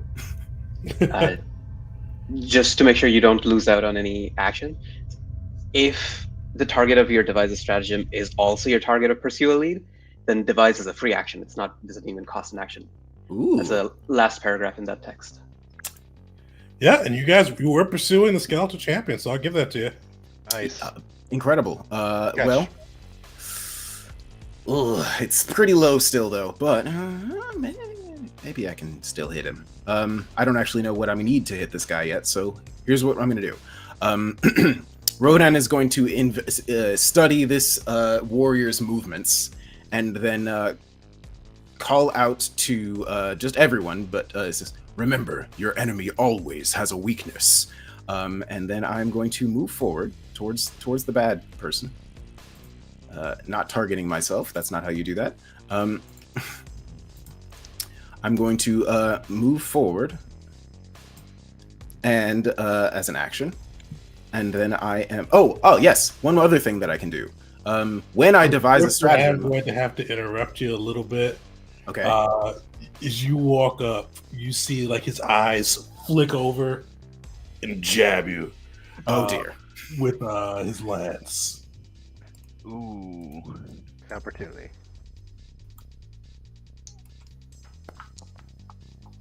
Oof, okay. Oof, alright, that's gonna be nasty. So, critical hit. Pathfinder 2E, for those who aren't familiar, if you're 10 over their AC, it counts as a crit. This one was 14 over your AC. Alright. So, it's gonna do double damage. Or it's gonna map out the double damage for us, but it's gonna be... Oh my god. Oof. Maybe don't. All right, instead. All right, so I'm saying, remember, your enemy always has a weakness, and then be knocked out. Is that not gonna? Oh, is that gonna knock you down? I am immediately knocked out. Oh, so fortunately, you do see as he walks up, like he just jabs that through you, and you see Rodon like mid-sentence. Remember, your enemy always has a weakness. Slash through, and it falls to the ground. Also, another Pathfinder 2E thing that you guys will know. Oh, actually, you were already ahead of them, so it doesn't really change too much. But now it moves your initiative up, so you'll be right. You should be ahead of them in the initiative. Oops, why did I do that? Oh, because you guys are both 25 already. So it should always put you right before the guy that took you down. If somebody can get you back up ahead of time. Interesting. But there is one ability I was about to use before I was knocked unconscious. It should have happened during the devise a stratagem. Oh, it should be okay. Yeah, it's supposed to be during the devise a stratagem. It's a free action that I have during the devise a stratagem. It's what is it called? Known weaknesses. So when I devise a stratagem on a bad guy, I can try to recall knowledge about them. It doesn't specify a particular skill, so I would like to submit perhaps that my lore warfare skill could perhaps be useful in this. Unfortunately, it doesn't specify a skill because each creature has its own skills that go with it. So this one's undead, so it'd be religion. And you just have to be a DC 16 to get some weaknesses for it. Or well, actually, with recall knowledge, you can you get a +1 to your circumstance bonus. I think you can still do like a recall knowledge check too. So you can ask what its weaknesses are, what's its slowest save, kind of any bits of information that you'd want for this guy. Right. So, but I will have to first succeed on this religion check, yes? You would. AC 16. All right. +1 circumstance bonus from the devise a stratagem. It's still not great, but here we are. Oh, 11. Not good. Yeah. You got to think on it. You're like, oh, you don't know if this guy has weakness. Okay.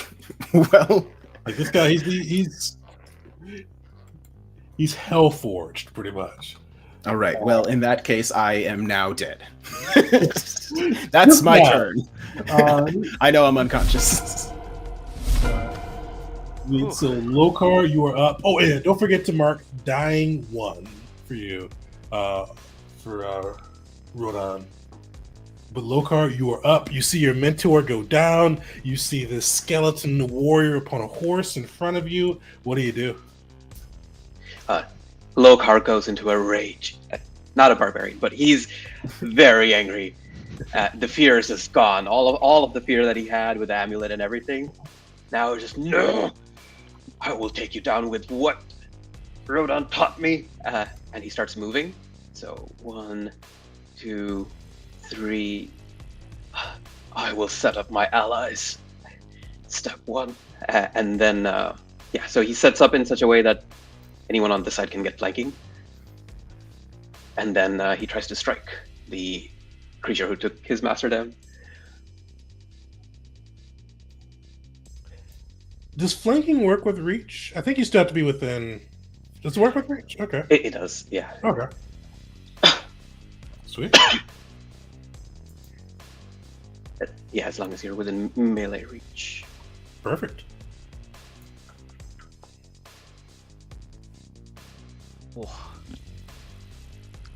That'll hit. First slash. And then, I'll do another slash. Oh. Nice. Can't be stopped. You will pay. And that is my turn. He's looking rough. Alright, which these skellies. So it's this guy. So you see he is going to he's gonna run up on you. Sees you slashing at his boss. You see this guy just wielding his scimitar, give it a little twirl as he runs in towards you.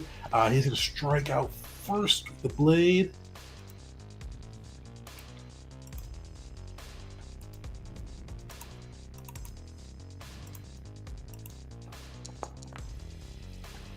Whiffs it. Lokar failed it today. Like Skeleton Champion couldn't hit him. You see slashes first with the blade, and then he kind of come up with the other hand with his claw. Unfortunately, that one will get him. But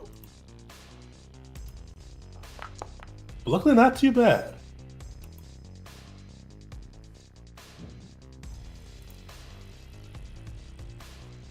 Sweet. So he strikes out there, and Pax, you're up. All right. I am going to try to gain panache. My swashbuckler style. I need. Oh, okay. All right. So after seeing him strike him down and seeing him get struck, I'm gonna use my wit and say, "It's time for you to say bon voyage," and hopefully that will. Then I have to roll something, right, to see if. Can you do like a? Oh yeah, because your wit thing. So lets you do what's wit let you do for this one? Bonmot. Oh, you're doing Bonmot? All right. Yeah. So I think if I succeed in that. Sweet. So give me a diplomacy check. And it's versus his will save. If you use that basic action macros, I think that's on there too.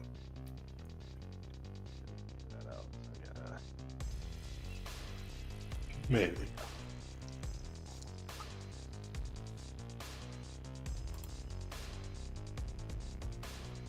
Sweet. That will. I'm pretty sure that will succeed. Yeah, that'll succeed. Will that crit? No, it won't crit succeed, but yes, that will succeed. So yeah, he is distracted, takes a -2 penalty of perception, and will saves for a minute. All right. Then, sorry, I lost my. Need to add this effect. Bear with me.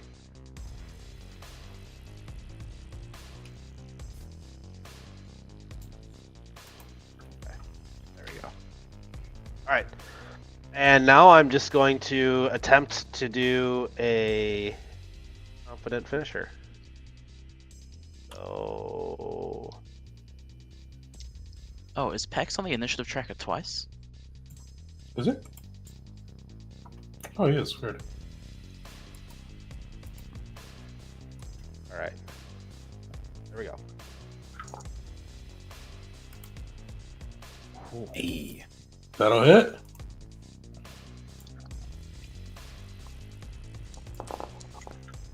Oh my god. Nice. All right. I think that is enough. Let me see.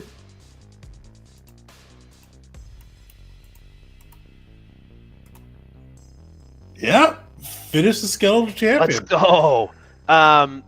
So after seeing his foe go down, he'll make his little quip and just kind of like leap on to the back of the horse and like with one foul swoop chop off the head of the undead while still standing on the horse. You see, cleave through the champion's head. You see it kind of rolling across the ground. You see the bones begin crashing down as they lose the animation, and then you're able to ride the crash down. But you see the skeletal horses, like bones, begin to just fall apart, and you come kind of like gracefully falling to the ground.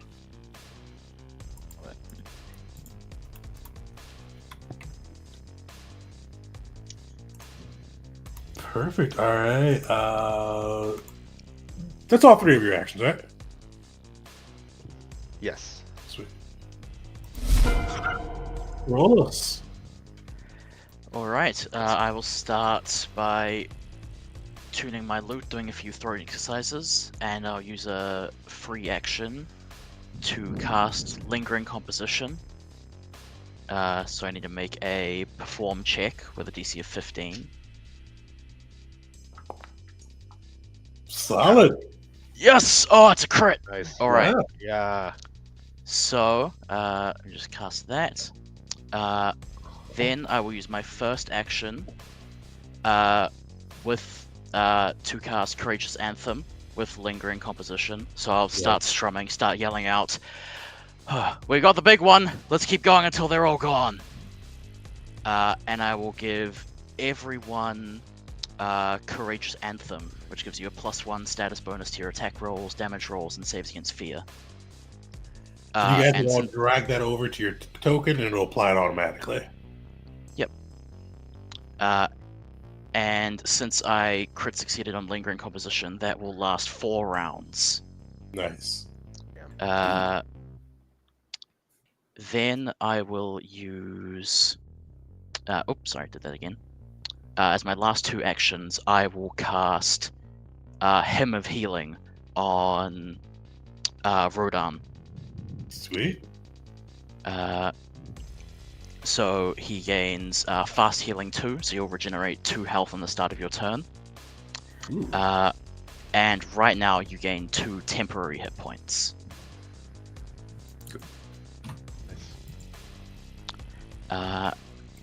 And that is my turn. Solid. Do temporary hit points make me no longer unconscious? I feel like probably not. No, they don't. Right. But the 2 hit points you gain at the start of your turn from Fast Healing will bring you up. All right. Alright, Sure. that's me. Thank you. So you guys hear this? How does that melody sound? I feel like, 'cause I thought you got like the crazy bit with like the courage piece, or the what's it called now? It used to be called Inspire Courage, but what's Pretty So I'm quick. sort of I'm multitasking a little bit. I'm using my lute, playing a tune, almost like an anthem, just to get everyone pumped up. But with my voice, I'm having to do this hymn towards Rodan to sort of ease him back up into the fight. That's you guys see this going off. You feel pumped, ready to fight. And Rodon, you feel just a little bit of energy and life kind of flowing back into you. It's Summer Love. You're up. So quick question. With my aerial boomerang, it said 60-foot line, but can I have it be like shorter if I want the end where it ends to not be 60 feet away, but be like closer? Or does it have to go the full 60 feet distance? Oh, let me read it real quick. You did post it, sweet. Yeah.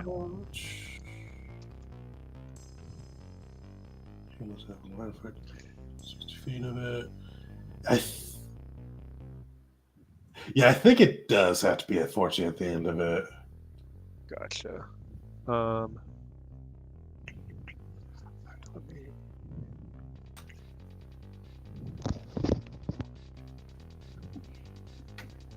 Not quite enough. All right. In that case, I will.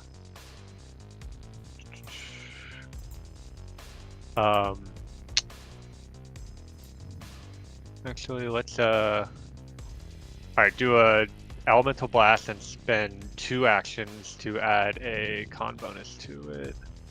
Nice. And I'm gonna target. Does the horse? Can I tell? Or maybe this would be like a recall knowledge or something. But does the horse look like it's like now that it's lost its rider, it's just gonna like bolt and flee, or is it like intelligent to where it's gonna continue fighting against us? Oh, the horse fell apart too. So yeah, he's okay. It's out. Yeah. Nice. Okay. Gotcha. Okay. I'll throw it at. Oh, I can target him. Sky and blast.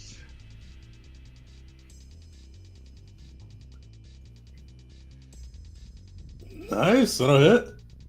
Good stuff.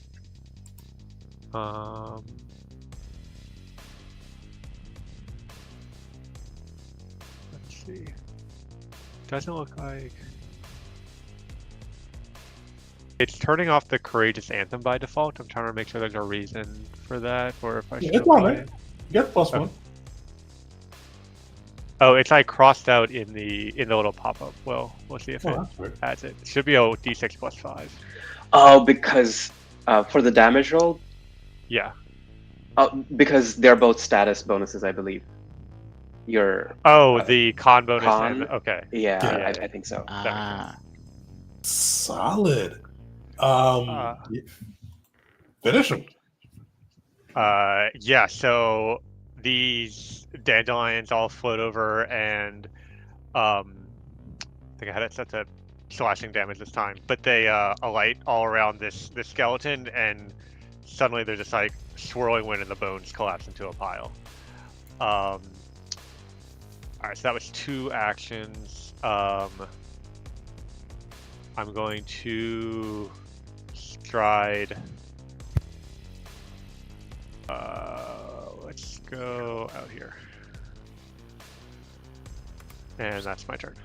Sweet. Alright, you see the remaining 2 skeletons. Which one is first? Yeah, the one that saw you basically just obliterate its comrade, rushes out, scimitar drawn, it tries to cut down the poor Leshy.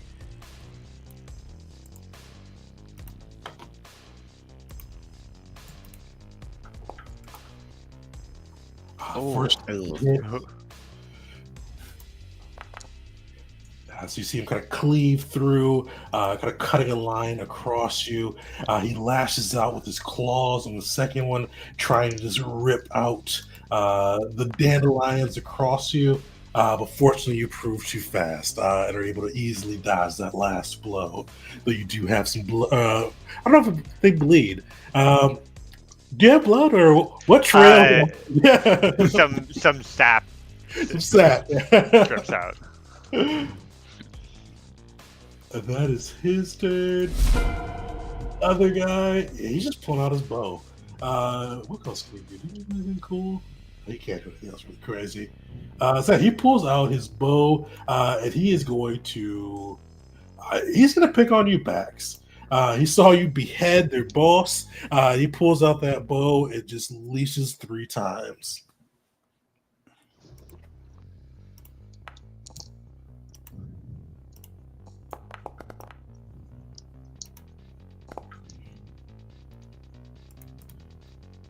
Miss. Whoa. Yes, you see 3 arrows whipping towards you. You're easily. First one looks like it's close to hit, but you're able to kind of just dodge, just narrowly aside. The other ones aren't even close, and you just kind of hold your place as they fly over you. Rodad, you are back up. Well, you're back conscious. You just use one action to stand, but outside of that, you are free to do whatever you like. All right. I gain 2 HP at the start of my turn, correct?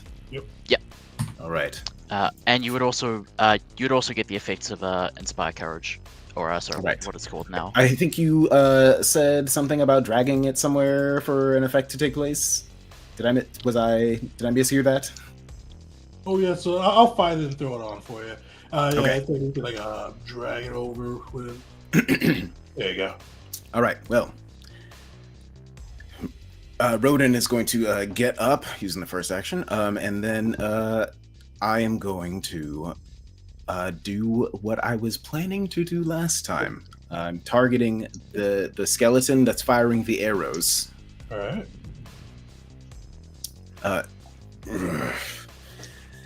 You can't keep an old orc down. And then he's going to devise a stratagem on this bad guy. Let me target him, just in case. I don't actually know if I need to target him for that action in Foundry, but we're gonna do it. Ooh, well, I'm still gonna try for it. I think if I can reach him. Can I reach him? I can. As a part of that, as a free action, I can attempt to recall knowledge about him. All right. Is it going to be also religion? It will be religion for him as well, but a bit easier too. All right. I just picked bad ones. I'm proficient in like everything except religion. Unfortunately, undead are governed with oof. Oh. No, I know nothing. I've never fought undead before. Clearly, not in as many long years of battle. What is a skeleton? I've never seen beings like this before. No. All right.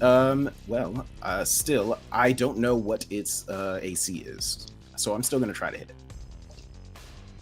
So I am going to attempt to move towards it and use that attack roll. Yeah, get him with that cane. To use what is called, I think, a strategic strike. How do I actually make it happen? So, could we use the roll that you've already done, right? Right. But do we add in your intelligence? I add my intelligence modifier, which is... You're trained. Yeah, you're trained Yes. at your level. So that'd be 3 plus what's your intelligence modifier? My intelligence modifier, give me a second, is 4. 4. So plus 7. 15, and do you get any bonuses for that outside of that? It's this. I also have a circumstance bonus. Oh, it's Courageous Anthem. Yeah. That hits. Just hits. Yeah, Courageous Anthem coming in handy, Awesome. but that will hit. All right, so I get to add an additional 1d6 damage to it when I hit him as well. Wow. Oh, also, everyone else who tries to attack this guy now gets a +1 circumstance bonus because I... Oh, wait, no, sorry. I failed that. That part doesn't happen. That's what the roll part is for. But I'm going to try to hit him. How do I do that? I might just roll a You've already damage. got the attack roll in, but just roll a attack with your cane. We'll ignore the attack roll, then just get the damage from the roll. Actually, I think you can just click damage if you wanted to, too. Yes, okay. Let's see if I can do that. Cool. It's 1d6, and then I'm also going to get an additional 1d6 from the strategic strike. Go! Oh, Almost max damage. Nice. Whoa. So yeah, how does that all fit? How's that all like? You were on your deathbed on the ground. You hear this healing hymn from Korolos. You jump up. How does this all look? All right. Rodin is going to stumble forward for a moment, but then you see him pull his cane, a blade out of the top of his cane, and study his opponent for just a second, and then do a feint in one direction, and then when they raise their bow to try to block it, he's going to strike right in the center of the sternum. just as it tries to block. And take it down. He's not striking with his strength, but he's striking with his precision and the power of his mind. Yeah, you strike. You find like that right spot, like probably on the spine, where it's like it's rotted. It's like it's the weak spot. You hit that, just crumples. Like the bones fall apart. It falls to the ground. One of the last remaining skeletons is out. All right. I have redeemed myself, and that is the end of my turn. Satisfied. Okay. Yeah, Lokar raises his halberd in celebration. Teacher, you're alive! Let's finish this. And then he will sudden charge even get me there? Oh, that's a little too much. Cool. Yeah, he will. That's exactly enough, 50 feet. So he will sudden charge all the way to here and then strike. Perfect. Get that flanking on.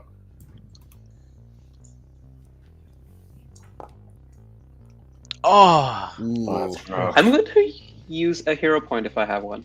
Yeah, you guys all have a hero. I should have mentioned it earlier. Yeah, you guys all have a hero point.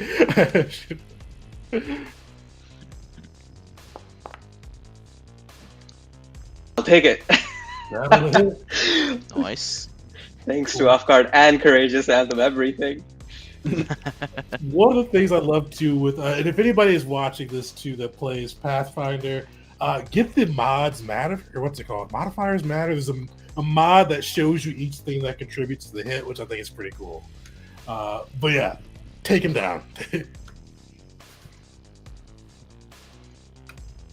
Yeah, he just raises it in this big, no longer afraid celebratory swing, and the whole chest part of it just flips away, and then it's just like a floating head that comes crashing down on its bony legs. Perfect. You see, come crashing down, and you guys look up and see that all of the skeletal warriors have been dealt with. You see the three bodies kind of just beyond the view of the map, kind of near that abyss. You see one of them pop up and recognize your old friend Billy, and he kind of waves at you. Hey, guys, you did it! You did it! Ronan, I thought you were dead for a second, but you did it! Billy! Does Billy have any I've- rum? You guys go by Billy. He smells like rum. Like Ronan, you're the smart one. You probably will guess that he was probably drinking rum at the time this occurred. And probably either spilled the rum on himself, broke a bottle as he left. He reeks of it, but he doesn't have any on him. Alright.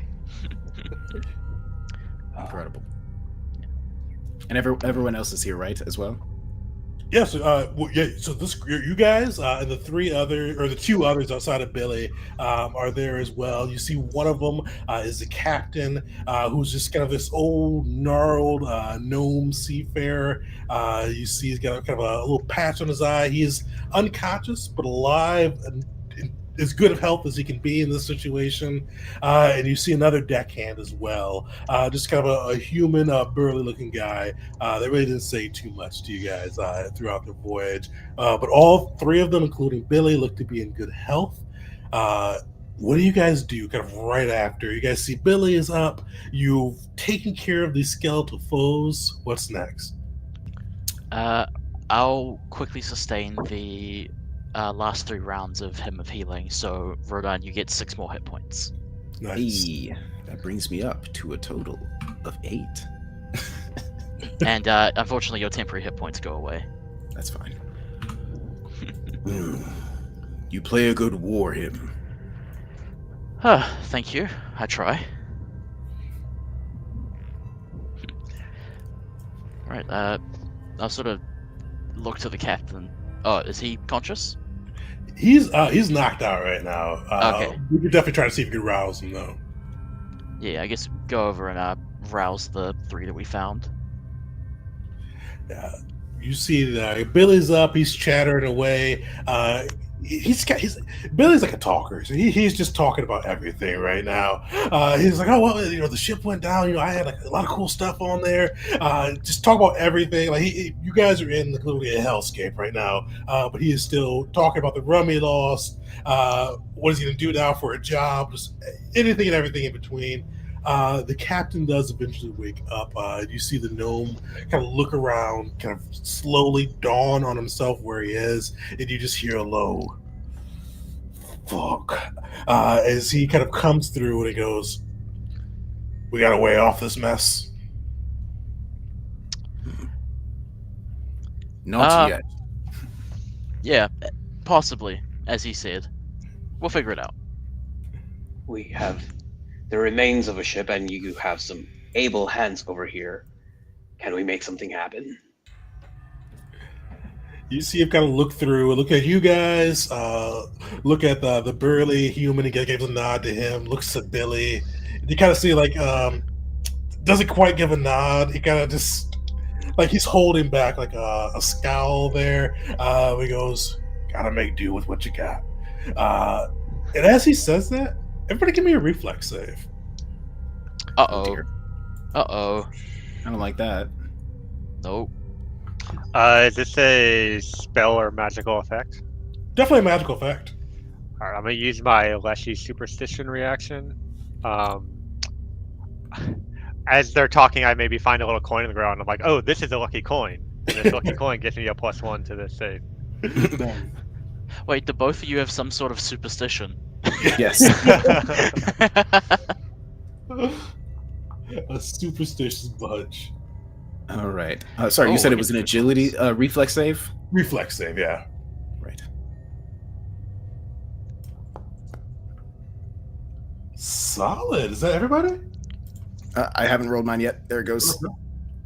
I did it. Oh. Really? I needed that very badly because I'm not very good at this. Yeah, you guys, like, as the captain says, you gotta make do with what you got.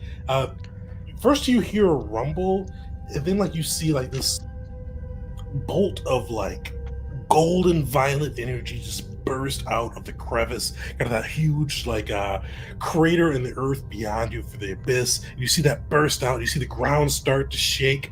You see Billy knocked from his feet. The captain as well. The burly human holds his stance. But all you guys, are just. You are out feeling it right now. You guys feel the ground rock, and you're able to kind of move, dodge aside, whatever you need to do to keep yourselves fully rooted and on the ground, and keep yourselves upright as this goes through. But you guys see this bolt of energy moving through this abyss, this crater in the ground. The ground is shaking it apart, and you start to see kind of from the ridge of the abyss, hands starting to claw their way out. What do you guys do? How big are the hands? Are they normal person size or massive? Well, no, yeah. So multiple hands. You guys see Oh, okay. a dozen different hands, but most of them are regular, either human size. Some of them are bigger with a dragonborn size. Some of them are smaller with the gnomes and halflings, but just humanoid size as they kind of reach out and try to pull themselves up. I think Rulokar is the first one to yell, "Run!" and then he says, "No, I tactically retreat."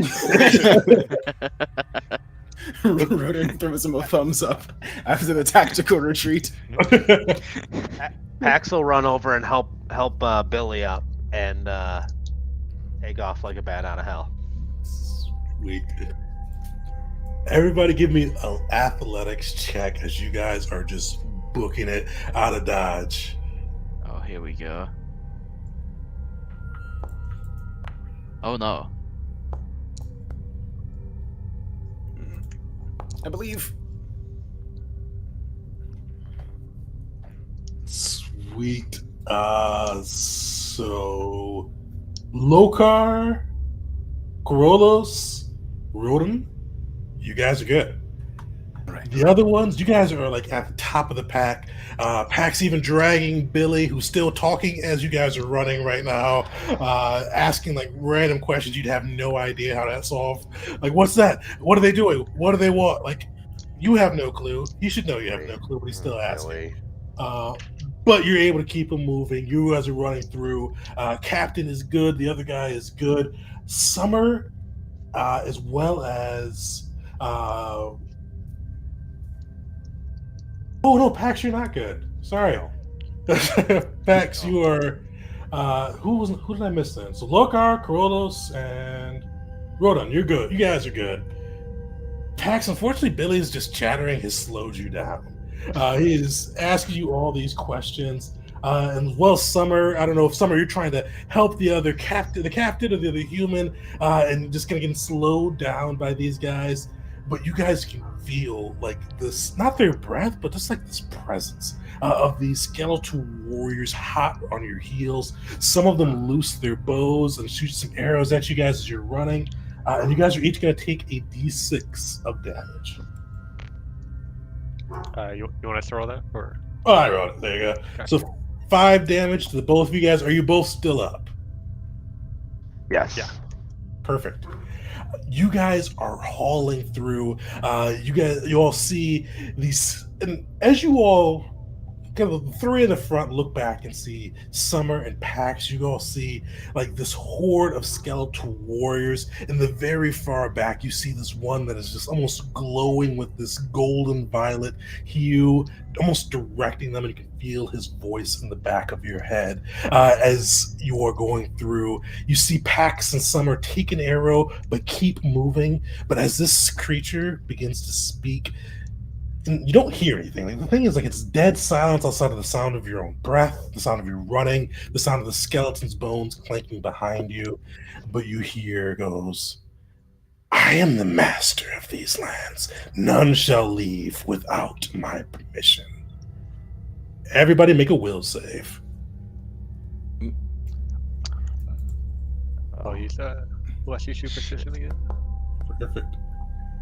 Oof. Uh-oh. Courageous Anthem still isn't going, is it? No, No? it's Yeah, faded it's by not. now. Yeah. Never good when the DM goes, oof.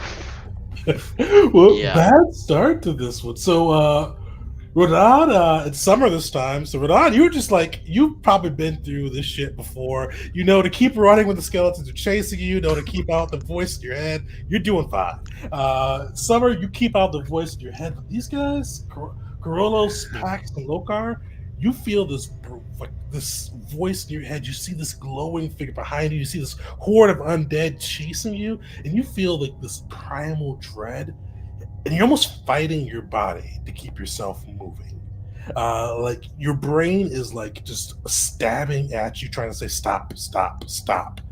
You guys are going to take a d6 of spirit damage. Unholy, as you guys are going through. I don't know if anybody's sanctified or if that matters to anybody, but it is unholy. So you all will take 3 damage. And who feels lucky? Because I want to do one roll for all 3 of the NPCs we've got left here. Somebody who's feeling lucky, roll me a d20.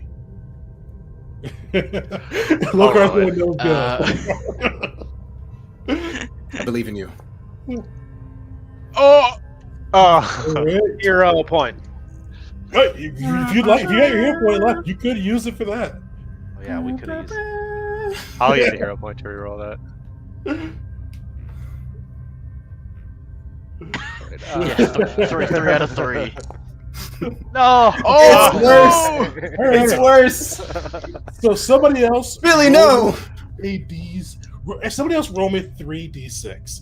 These guys aren't warriors. They I'm each doing it. have 4 HP. Shit. Well, Billy. so you guys see the captain as that voice goes through, straight falls. You see the other guy, the burly human that looked like he could really do some good deck work, trips and falls. Billy gets a nosebleed, and Billy is still talking. He's drowning out the voices. Yeah, because 551. So he's hurt, but he's still just talking. He's still. But you guys see this, and as you all are running from this horde of undead, you see this creature, this master in the background. You are able to reach the coast, and for a minute, like you just see the dark waters ahead. But you do eventually see the ship that you guys see bring the undead and the captain and the other three men come through, and you see the two dragonborn kind of working the oars, and you see this old man just with a stupid smile upon his face make your way there and kind of just come up right to shore, giving you guys just enough time to jump in before he takes back off, taking you back into the open waters of Cassia. As you guys kind of leave, you see this just horrific creature with this violet and gold aura kind of surrounding him. Like he looks to be almost like a patchwork made up of different species. You see him hold the staff, and he just glowers at you guys as you guys make your way outside of the 8 islands, the wastelands of Ada, escaping with your lives and apparently Billy. Rodan is making sure to dump any sand out of his boots. He is taking none of this cursed gold with him. He is taking nothing with him. Oh, some gold. Throw that in the ocean.